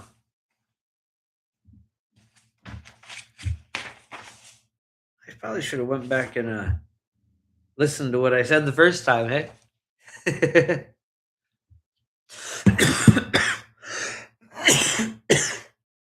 Next book, when we come to the final review, maybe I'll do that. He's skipping around some. I'm actually quite excited about reading the Never-Ending Story again. I have read it before, but I think it'd be a great one to talk about. There's a lot going on there. Okay. So yeah, he defines sorcery a lot different than I do. Sorcery to me is one of the most catch-all terms. Sorcery, by definition, means the weaving of fate, which is a great word for what it is that we do. Because we weave lines of information, create patterns that weave into the pattern that then move through the astral as process of information and transfer of energy, condensing around concepts that form the matter that manifests into a moment. And so that's literally what we're doing, is weaving the lines of fate, because that's what that is. When I talk about information being the transfer, about information and that information going into the motion of transfer, getting mental, astral, and then physical plane as it moves through each one.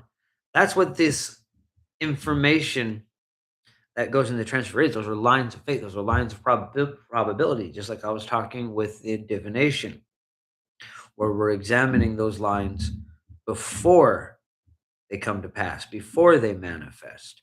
And when we're doing spellcraft, we are weaving new patterns into those lines of fate.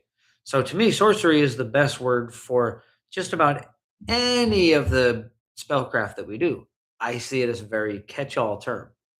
It is the thing that it is to me a word that differentiates essentially between someone that is just doing repetition of what someone else did, repeating rituals that have been passed down, which do often work, right? And someone who is actually working from their personal understanding and personal positioning within the pattern, and having kind of a personal spellcraft, right? To me, that's the difference. Let's see, what else are we going to cover from here? The Chaosphere. You know, it's kind of fun because that's actually, in a way, like the spiral gun that I was talking about last live. Holding two paradoxes and creating energy from that. And if I recall correctly, page 100.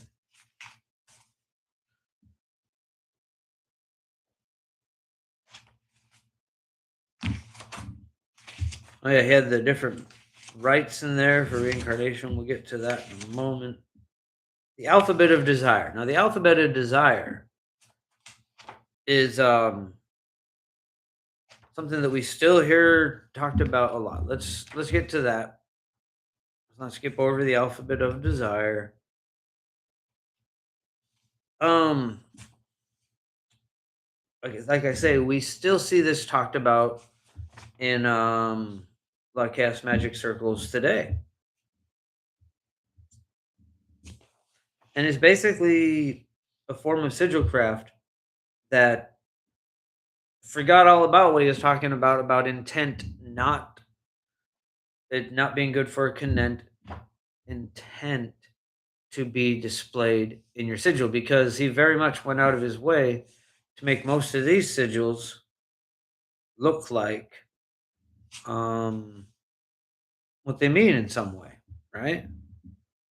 Like lust is a circle with something penetrating it, you know? And then he adds the sigil, adds ideas together to make essentially the sigil above them. It comes out to the end. I mean, Alphabet of Desire is pretty cool. It's one of the things why actually why I would recommend the book. Oh, it's funny that bit because I honestly remembered from reading it the first time that they had told us to make our own. It's like a Mandela effect for me. Okay, so what else were we going to talk about in Liber? Null? Ah, yes, the Chaos Sphere.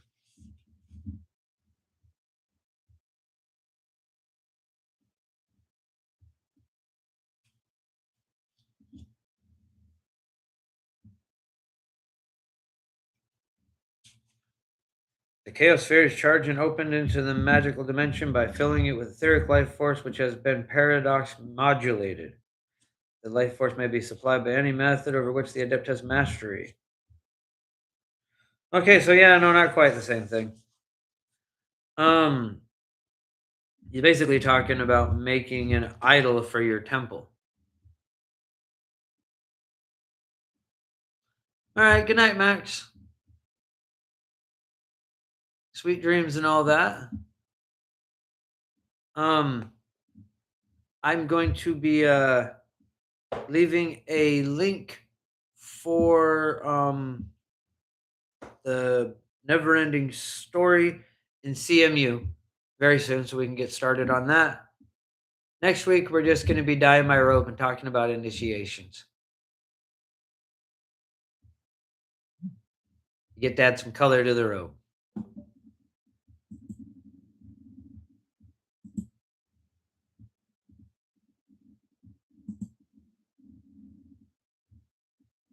Okay. So, um,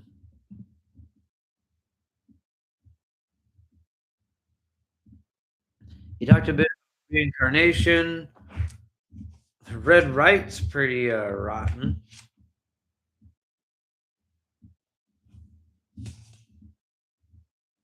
The black right is a really bad idea. We've talked about why. The red right is one where he's talking about essentially getting someone pregnant and then being their kid. That's yeah.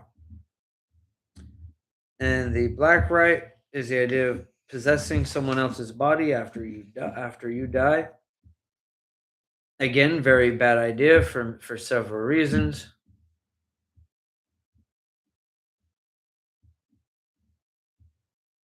And you're never going to be quite who you are. But it reminds me of the story of emo, which we're going to sidetrack for just a moment to tell this because it's a fun what do you call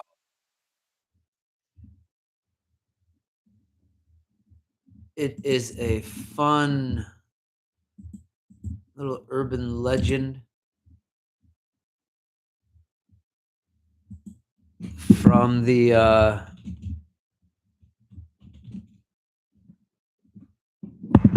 oh, spilled my cup.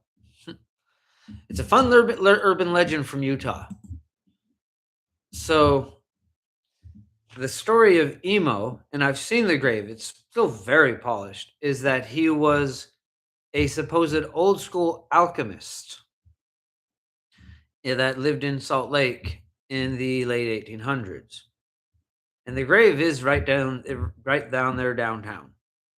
And supposedly emo throughout his life was very focused on trying to live forever, which is one of the things your old school alchemists would work on. Now it's mostly a metaphysical alchemy about transmutation nowadays.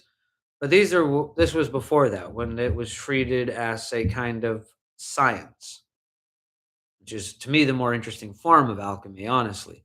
But either way, he was attempting to achieve immortality. But towards the end of his life, he realized that his body was aging and he was not going to be able to maintain that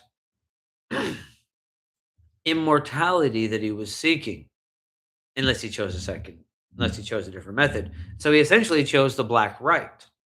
And the urban legend is that he built his own um grave stone with the intent that it would be shiny enough that when people came to look at his to mourn his passing, they would look at the grave, and when seeing their own reflection in the mirror, they stare in the mirror polish of the gravestone.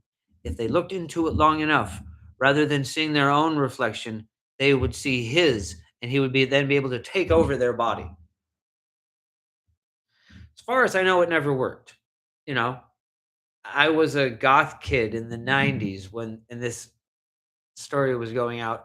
All kinds of kids went down there and stared at it at midnight and even would chant his name at it. No one ever became emo. That didn't happen until the 2000s.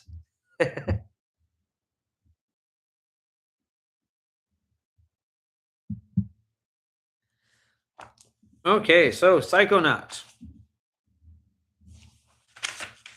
Um, as you may recall, I really disliked his handling of shamanism, but we'll get to that. The rites of chaos, magical combat. Let's start with magical combat.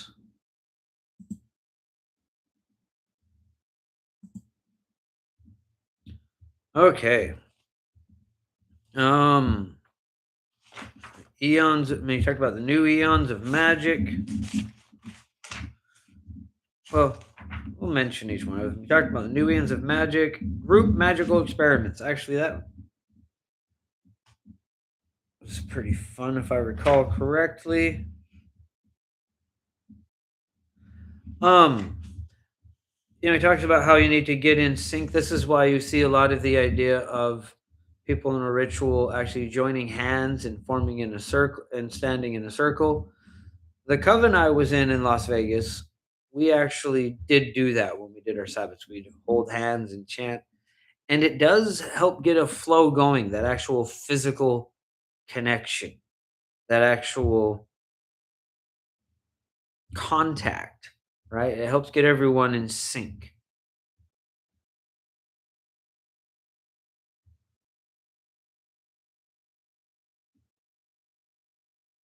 And yeah, the chanting is another very helpful thing for a group magic.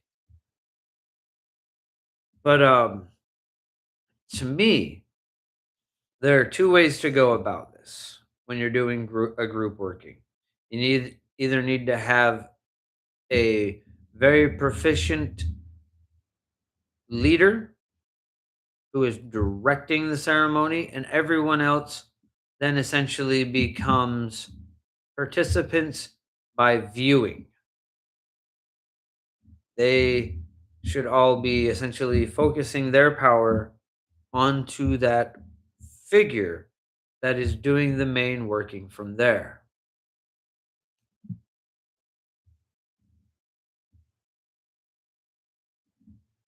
And if that's the case, this person should be doing everything he can to bring everyone else into gnosis. This is the type of work that my great grandfather used to do, and he would use actual sleight of hand and illusions to break essentially their psychic sensor, to get them accepting that this is a moment where the unusual happens. This is a place where magic manifests. I personally don't believe in the idea of using physical illusions or trickery in those moments because I feel like it takes away something more than it gives, and creates a weakness within the spell work itself. But a lot of times, he had second spell work going on that the audience didn't understand, anyways.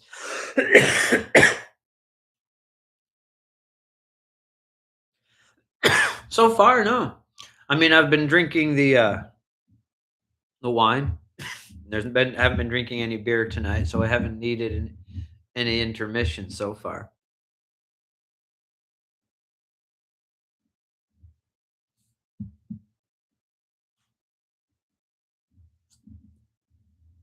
Honestly, that's usually what the intermission is about. Is I need to quickly use the restroom, but haven't been drinking any beer tonight, so haven't needed to. Anyways, um, the other way to work a group ritual, which I believe is more like what a lot of what he talked about here, is for everyone to be in sync around a primary target, object, or some type of symbol. Like we could all be charging the same sigil, especially if we all knew the same mantra to sing. And there doesn't need to be anyone guiding that. There needs to be an understanding beforehand, an agreement of what we're all going to do, how we're going to charge it, what we're going to chant, and then how it's going to be released as the finale. And maybe someone chosen to, light the fire to burn the sigil if that's how you're releasing it, or whatever your release method is, you'll need to work that out. But there doesn't need to be a central figure in that type of ceremony, right? Something where there is an object and a agreed upon understanding from beforehand. Okay, and he talks about levels of consciousness. If I remember correctly, that was a little.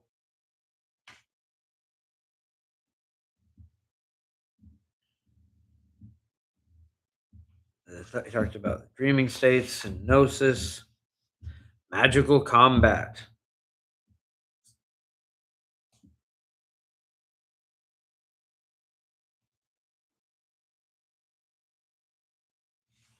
He talks about how magical combat should be taken as seriously as the any type of physical combat, and he is correct about this. Absolutely true.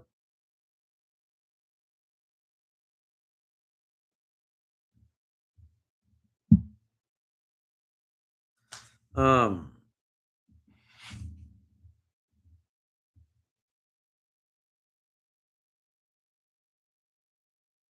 and basically talks about how to harm people from afar. Um,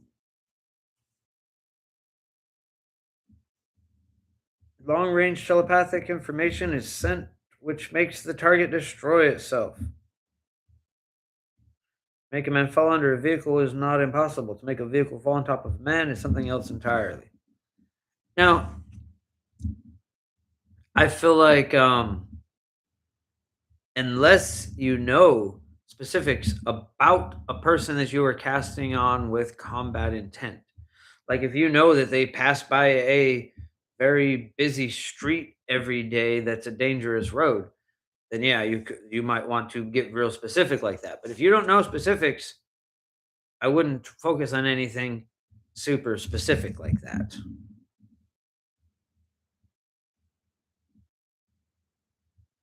More general bad luck, unless you're able to create some sort of etheric form that could lash out at them. Um, a lot of times, what you're trying to do is weave unfortunate circumstances into their reality, right? And a lot of times, there's very little point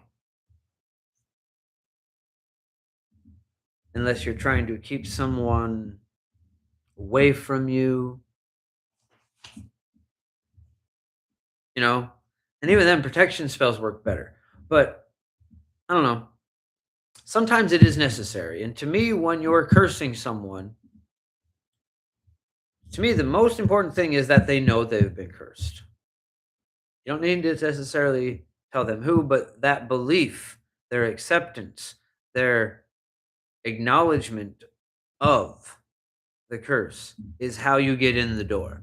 That's how you begin doing any kind of malignant work. A lot of people talk about, oh, don't let them know. And there are ways, right? There are ways to harm someone without their knowledge. But most of the time, you want to get that nocebo effect going, just like with faith healing and any of the Reiki healing, anything like that. There's more to it than just the belief, but you want to get that belief going, get that placebo effect. That's part of it. Even with when you're taking pills, part of that is the placebo effect, the belief that you're going to get better because you're taking a pill. Anything, there's that placebo. When you're doing a curse, you want the nocebo, the opposite of that. You want this person to know that things have occurred that are going to result in them having harm. Them accepting that, them believing that makes it more likely. The theater of curse work as opposed to the theater of oh, what's the word? The hospital theater, the theater of operations of what goes on in the hospital room, the story behind things. Just having the story in place can affect people. You know, taking sugar pills can make a person start feeling better, even if they know they're taking sugar pills. Someone knowing that you have cursed them can cause them to begin have suffering effects, whether even if they don't believe. Just like the placebo effect with the sugar pills, because there's a theater of operations. There is the just overall, even subconscious belief that when this happens, this is what happens next. The following of the plot. Essentially, the brain putting the pieces together of a narrative. Remember, I talked about before about the psychic sensor and how it will weed out magic. It can also weave magic in. Okay. A lot of times with magical combat, like I was talking about with the possession or any of this, is a convincing. One of the keys to maintaining yourself during a magical combat situation, especially when where you're literally in combat on the astral plane with a being, is understanding that most of the time you need to be convinced you were harmed to be harmed. You have to allow it. Simply holding yourself firm, containing your form firmly will keep you safe. Not believing that the things that are sent at you on in your dream can harm you decreases their damage. You still like if someone, if you're having a dream and the thing's shooting an arrow at you, still step out of the way. I'm not saying don't step out of the way.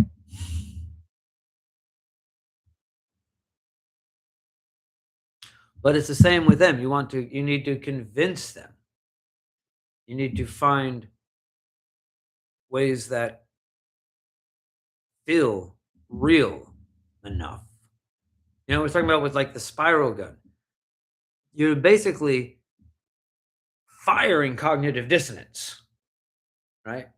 You are creating paradox, two things that cannot exist at the same time and forcing them together, creating your own little big bang, this power source.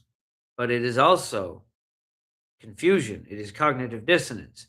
It is something that when you hit the other being, when it strikes their astral form or etheric form, it causes confusion. It causes lack of conviction of the form itself and what it's supposed to be. right? That's how you convince that part of the pattern to move, to open, to lose cohesion. And ultimately, that's what we're trying to do anytime we're cursing someone when we're not doing a specific. Like, it talks about some making someone fall under a car. What you're trying to do is damage the cohesion of their astral form. You're trying to create cracks within their aura, something that is going to prevent their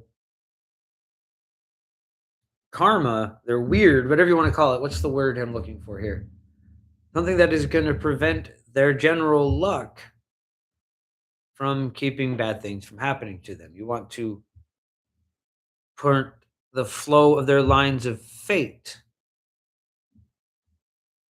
into the path of anything that they wouldn't want to happen. And in order to do that, you have to create cracks in the cohesion of their astral form and their will going forward. And then other things can be woven into that. And then there's also, of course, low magic, where when you actually have stuff that's working on the etheric realm, just on the edge of the material plane, when you actually have actual connections to their DNA, lock of hair, stuff like that. And there's things you can do on that level that don't matter if they know. Some of it wouldn't even matter if you did it on purpose. Like if someone were to accidentally drop a lock of hair and some rusty nails into a bucket of water, and then also say, let's see, dropped some thorns in there, that would cause thorns to manifest in that person's life, whether there was no intent at all. Whatever goes into that war water that has been connected to a person, this is like quantum entanglement. This is happening on a quantum level. The DNA from the hair is quantumly connected to the person that you were casting upon. There's an actual energetic link there. And then the rusty water is essentially synthesizing blood. So anything you do to that is going to literally affect their bloodstream. So that's not even intent based. That's just how things work. It's one of the oddities of the edges of our reality.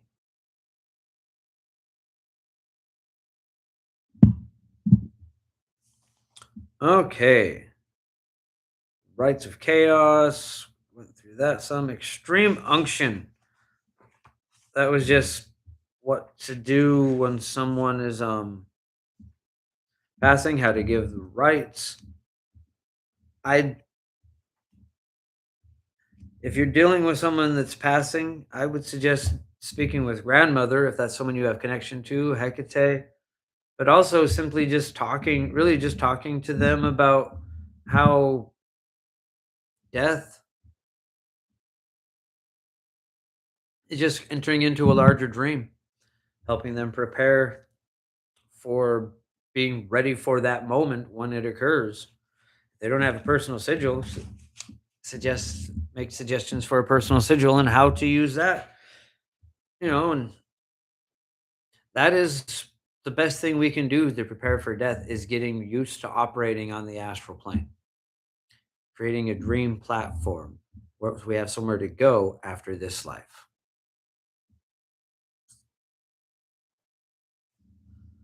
Okay, magical time. We talked a little bit about that just a little while ago. How there's some interesting timing on. I chose to do this book, and then Peter Carroll passes. Chemonosis. Probably shouldn't spend a whole lot of time on that. Considering we're on YouTube, but certainly has its uses. The one thing I want to say mostly about chemonosis is that these are should be used as training wells would be the word. If you're gonna mess with any kind of chemonosis, the idea, as I pick up my ethnobotanicals and indulge in them, is to be able. Oh, that was probably pretty loud on your end. Sorry, everyone. Just knocked the mic over.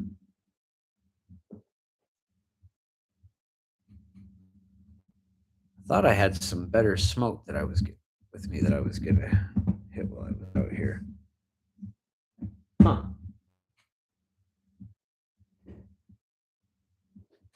I had some real nice high-end sativa, but I seem to have forgot to bring it out here. What's this? Okay, we'll just keep puffing on the indica to the end of the live. Certainly not going to go looking for it.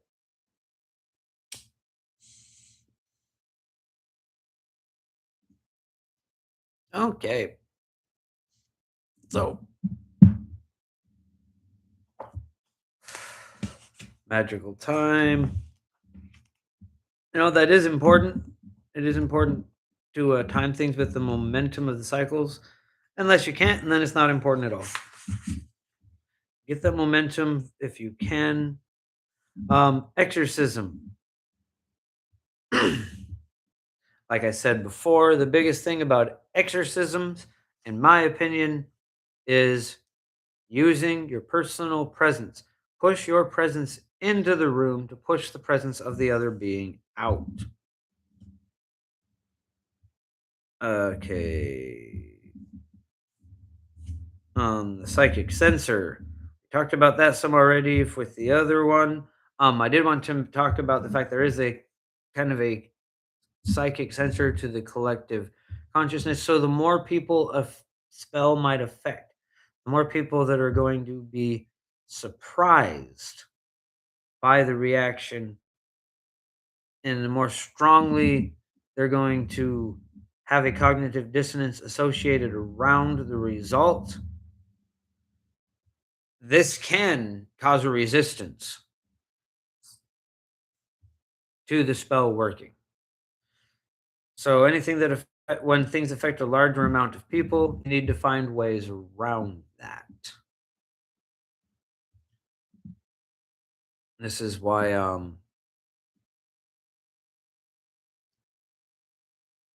spells will often work better in isolation, where you can at least be away from the field of that collective consciousness while you're casting the work. That's also why the witching hour is 4 a.m.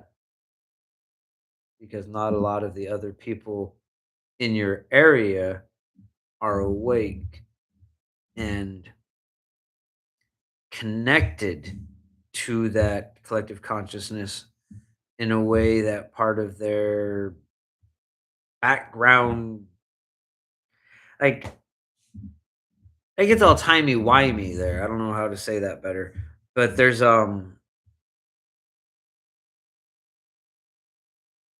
part of that collective consciousness that resists the weaving of things that would be too outside of the general consensus of what is and what isn't possible, right?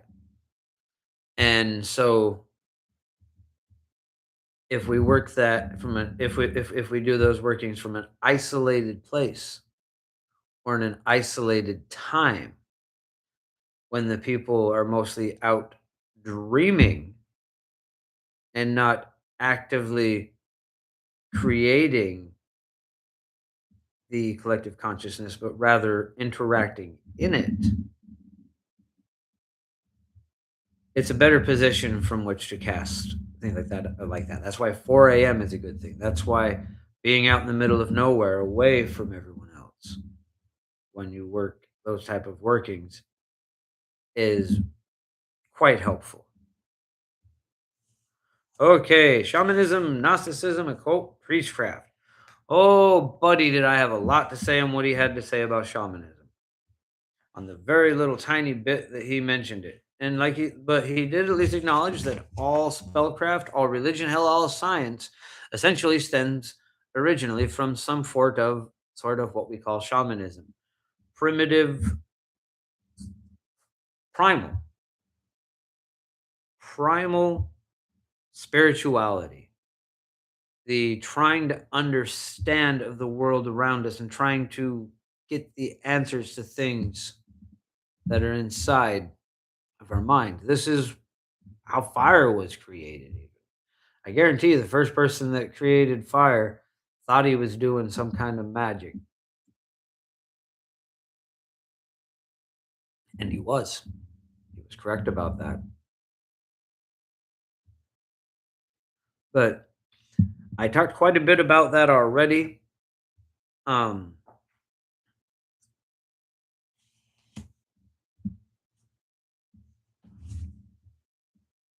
you know, like the word shaman,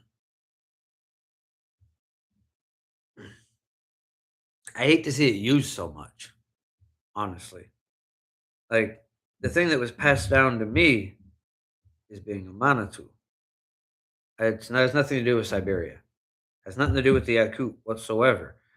There's a lot of amazing connections between shamans and Manitous and the Taltos of the Magyar and all these different other um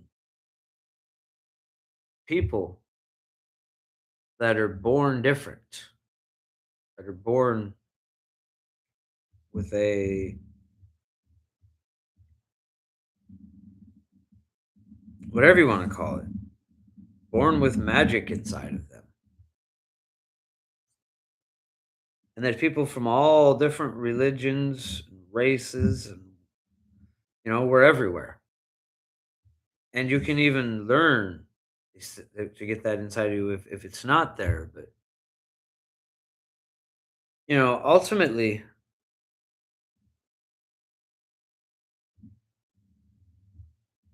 I think what I'm trying to say here is that shamanism is once again about the individual interaction with the overall story. It is still a thing of, well, it's about that story more than anything else, understanding that it is all fairy tales, myths, legends, but that those are literally reality. The world is woven with myth. Reality manifests through stories, right? That is how the world works. That is what causes it to exist. Is this existence itself is a story.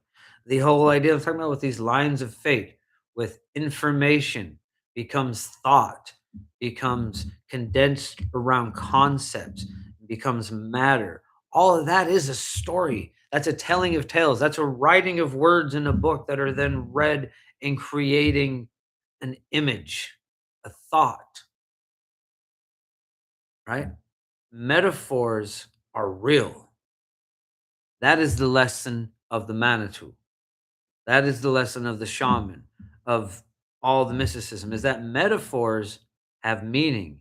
Metaphors manifest as reality. It is all interconnected, it all correlates, and a symbol here can create an entire sensation over there. Mosquito on my nose. Okay. So the Gnosticism, um, you know, I didn't have as much to say about the Gnosticism because I got turned off with the Christianity in it, but it's an interesting concept. I mean, it's fairly in a lot of ways, very similar to what I believe about all of us needing to become self-aware of our fullest selves, become understanding of the idea that we are perception. But at the same time, the Gnosticism gets into that nihilism and believing the material realm and physical world is meaningless because it's temporary. And that is where I completely disagree with the whole thing. It is in the it is in the fact that things are temporary that they have value. This thing is only happening now in this one moment in all of eternity. What could be more valuable than that? The thing we can never get back. It is the thing that won't be anymore. It's the only thing that won't be anymore is this moment. What could possibly be more valuable? It is the only thing that has meaning. Everything else was just something leading up to that moment. And then once it's gone forever, and we're into the next one. This is why we created reality. This is why there's a material plane, is because our fullest selves want to experience these moments, these fleeting moments of passion and movement and story. They are what creates the value for the whole thing. The value isn't in being outside of it all in that moment of perception and simply being the fullest self and feeling the connectedness of all things at once as this big boom static. No, the value is in experiencing those infinitesimally small micro seconds that is a moment within an individual life. The fact that it is temporary is what gives it its value. That's what makes it beautiful. Okay, occult priestcraft. It's kind of weird thing there. I don't know why we need to be priests. I mean, we have clients, and he talked something about kind of about how you should represent yourself before your clients when you're doing readings, doing your exorcisms, any of that sort of thing. Um, One of the things that you would think I would understand sooner with the law of aesthetics, but essentially had to be told to me: look the part. Look the part. People expect a certain appearance from a sorcerer or a tarot reader or whatever. Look the part, not only because it's going to help you with clientele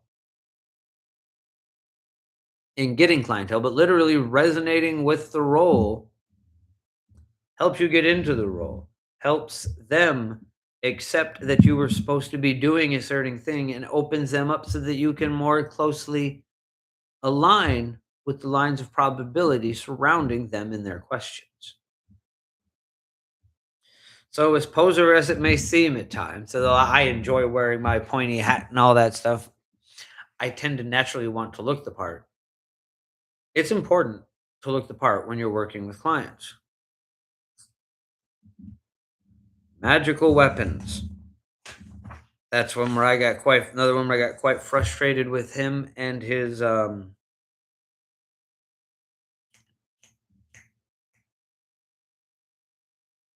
liberties he takes with words. To him, essentially, a weapon means tool, apparently. To me, a weapon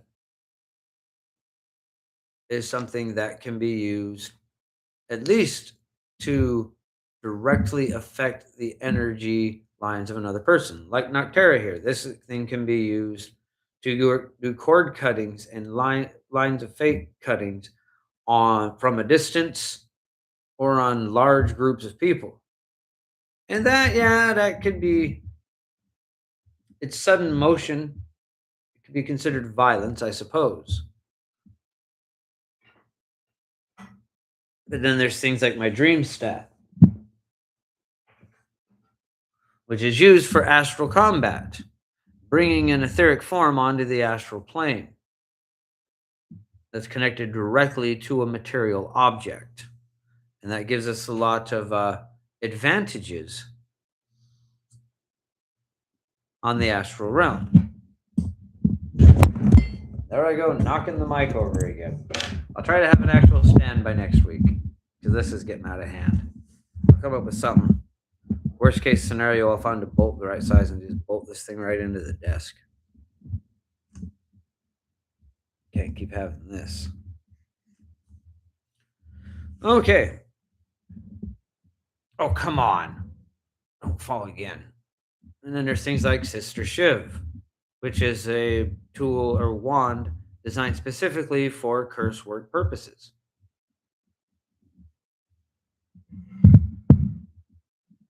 You know, and to me, those are magical weapons. Very loose with the term here. Magical paradigms. He just talked about paradigm shifting, if I recall correctly. That was last week.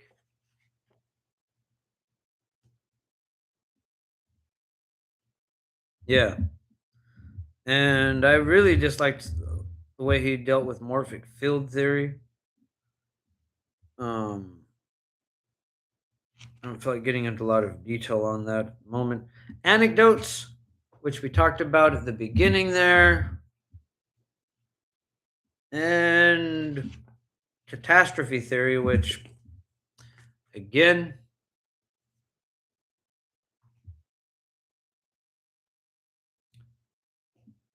you wish I would publish a wish list so people could buy stuff like that for me. You know, it's not a bad idea. I could do like an Amazon wish list. Maybe y'all get sick of me knocking the mic down, so buy me a stand. Maybe. Okay, so yeah, that's Liber, Null, and Psychonaut.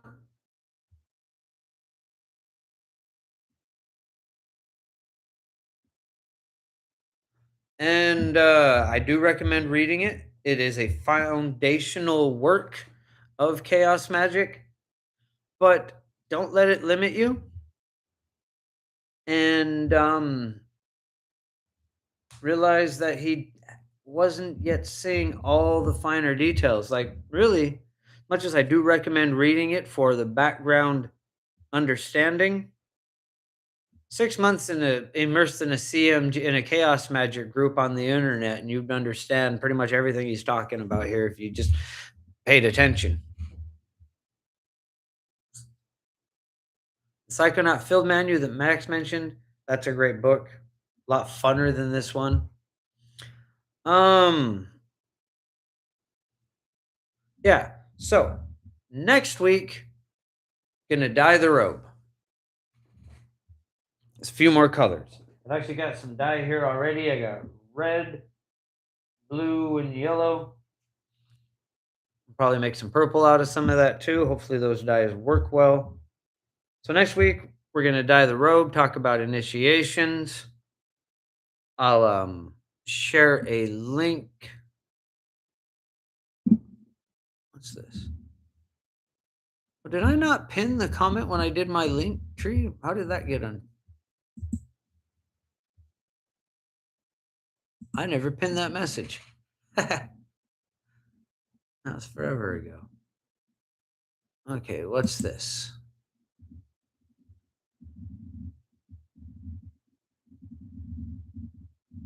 Oh, yeah.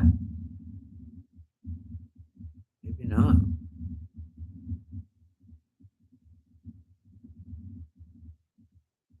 Oh, Tavo.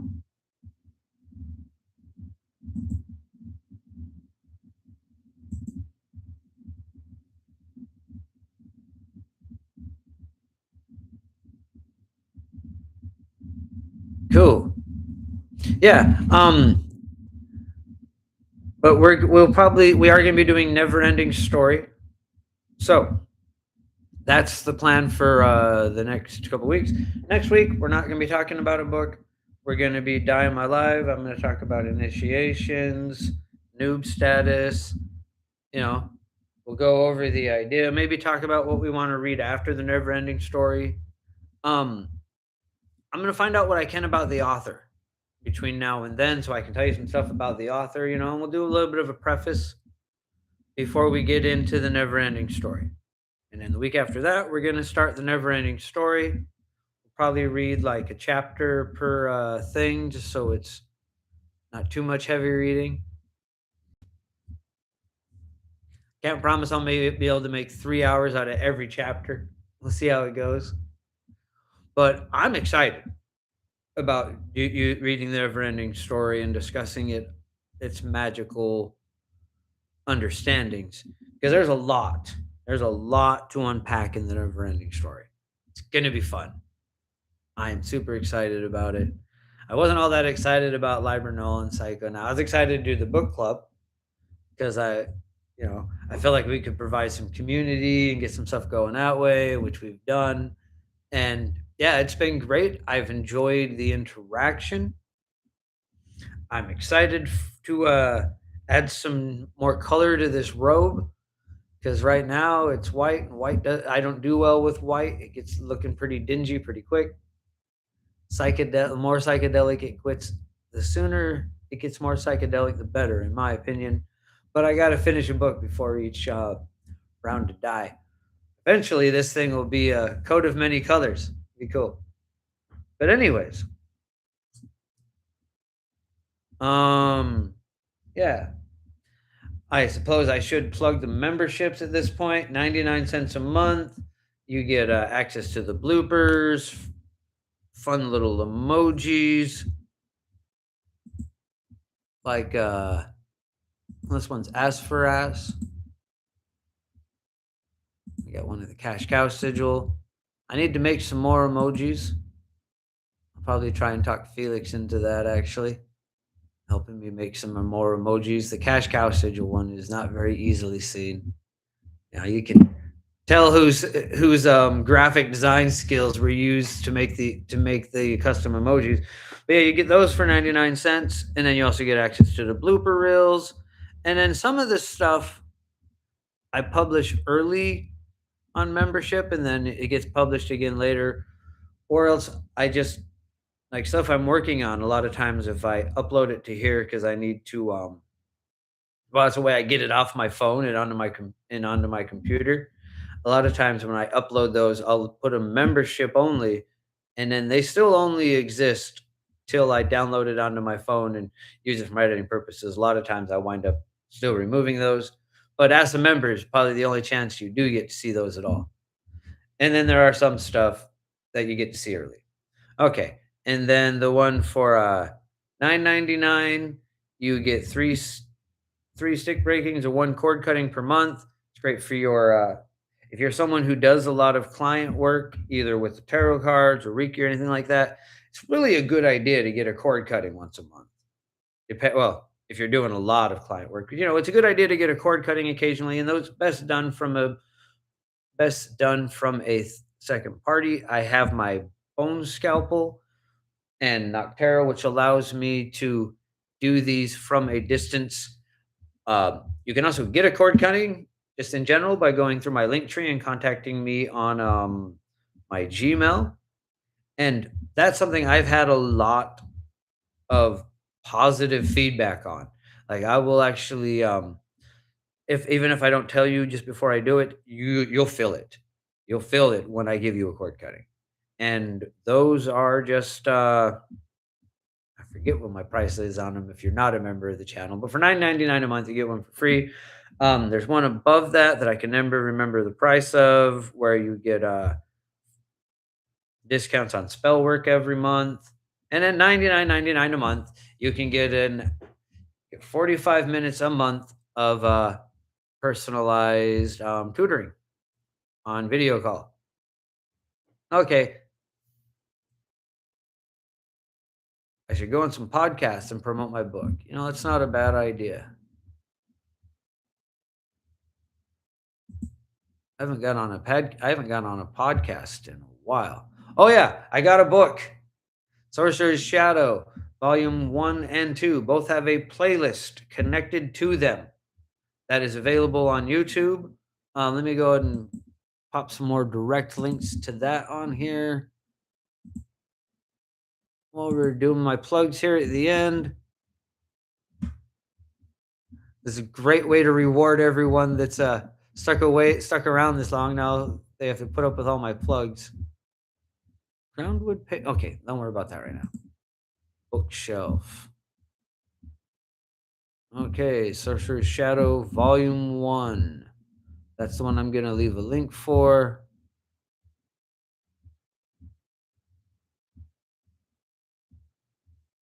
Well, that's weird. View on Amazon. There we are. Okay. Most of my viewers are in the States, so I'm going to put a link to the States one.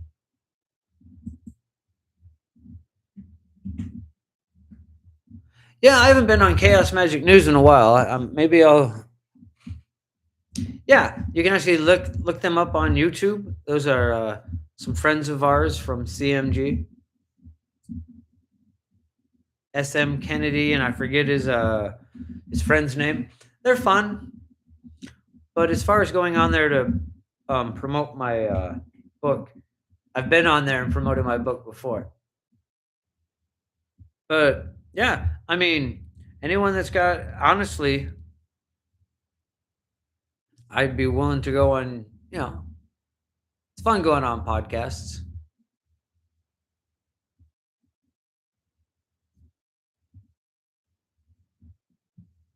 Okay, so yeah, Amazon.com there. That's Sorcerer's Shadow Volume 1. And that comes with a playlist, which is available on my channel. Just go down Sorcerer's Shadow Volume 1, and there is an essay for every single, or there's a video for every single essay in the book. Same with Volume 2, though I may still need to go back and do some of the ancestor ones. I'm realizing I may have missed them completely, but I was right on the ancestor work when my mom passed, and I just wasn't. I wasn't in the headspace to deal with that, you know? I mean, it's been a little over a year now. That's, yeah.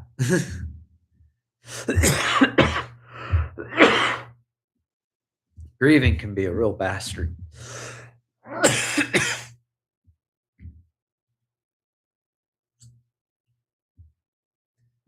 But anyways, I appreciate everyone that stuck with me through to the end of the episode. I feel like it's been I especially appreciate everyone that stuck with me from the beginning of this book to the end. We're gonna have a new new book again soon. Wednesdays aren't going anywhere. We're gonna do the dyeing next week, so I can get a little more color to the robe.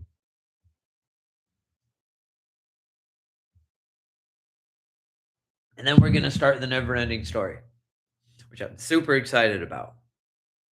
And then maybe we'll do the Octavo after that, but I'd like to wait a little farther before we get into another Peter Carroll. I mean,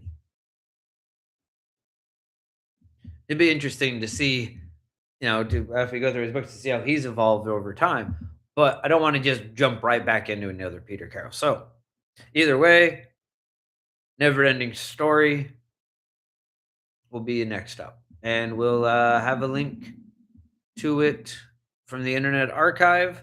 Unless I get a physical copy somewhere, I'll be reading it from it there myself. Okay, so now is the point of the night, I suppose, where I open up comments, questions, or concerns.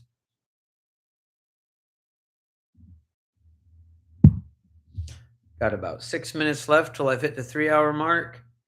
Felix is heating me up some chicken, and I'm starting to crave it. Getting hungry.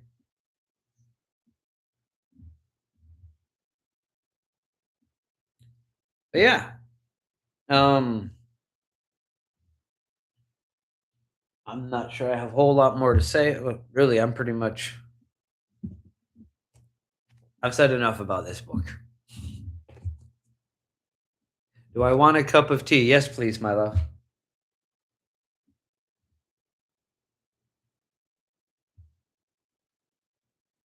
I'll probably finish the wine as well, but I would enjoy some tea, absolutely.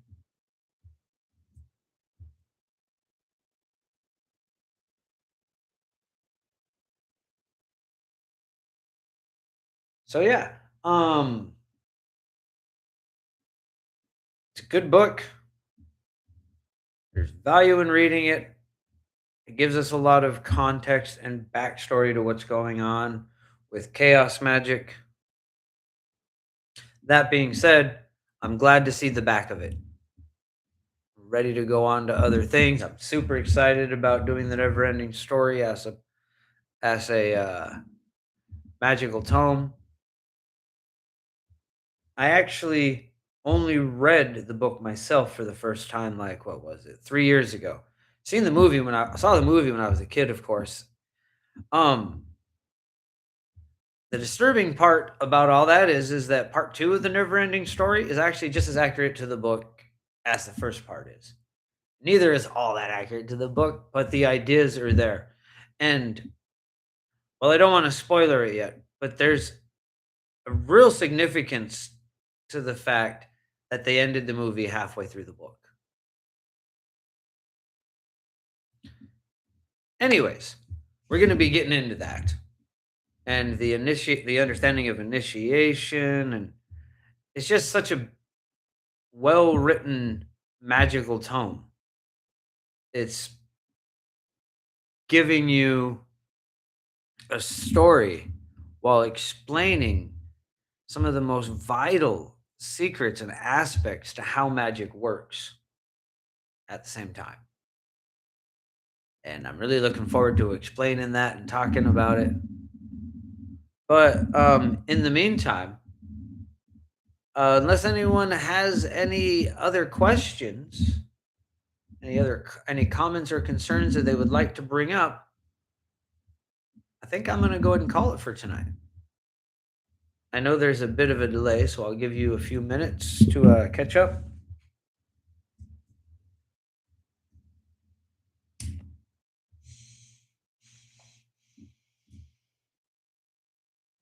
Smoke a little more of this indica. Luckily, indica does not put me in the couch. But also, as far as the Saturday lives, we're still going to be doing those too. And anytime, I would be interested in hearing some suggestions on things you would like to talk about on Saturdays. I'm always open to that. You can post them in my community tab. I have the community tab. If you have questions that you would like answered, you can post them about them in the community tab, or even suggestions for lives that you would like to do on Saturdays. Otherwise, you're going to hear just whatever random stuff I come up with that week. Okay. Well, anyways, I think we're going to go ahead and call it for the night then. Bright blessings and an interesting fate. This has been Sorcerer Tal.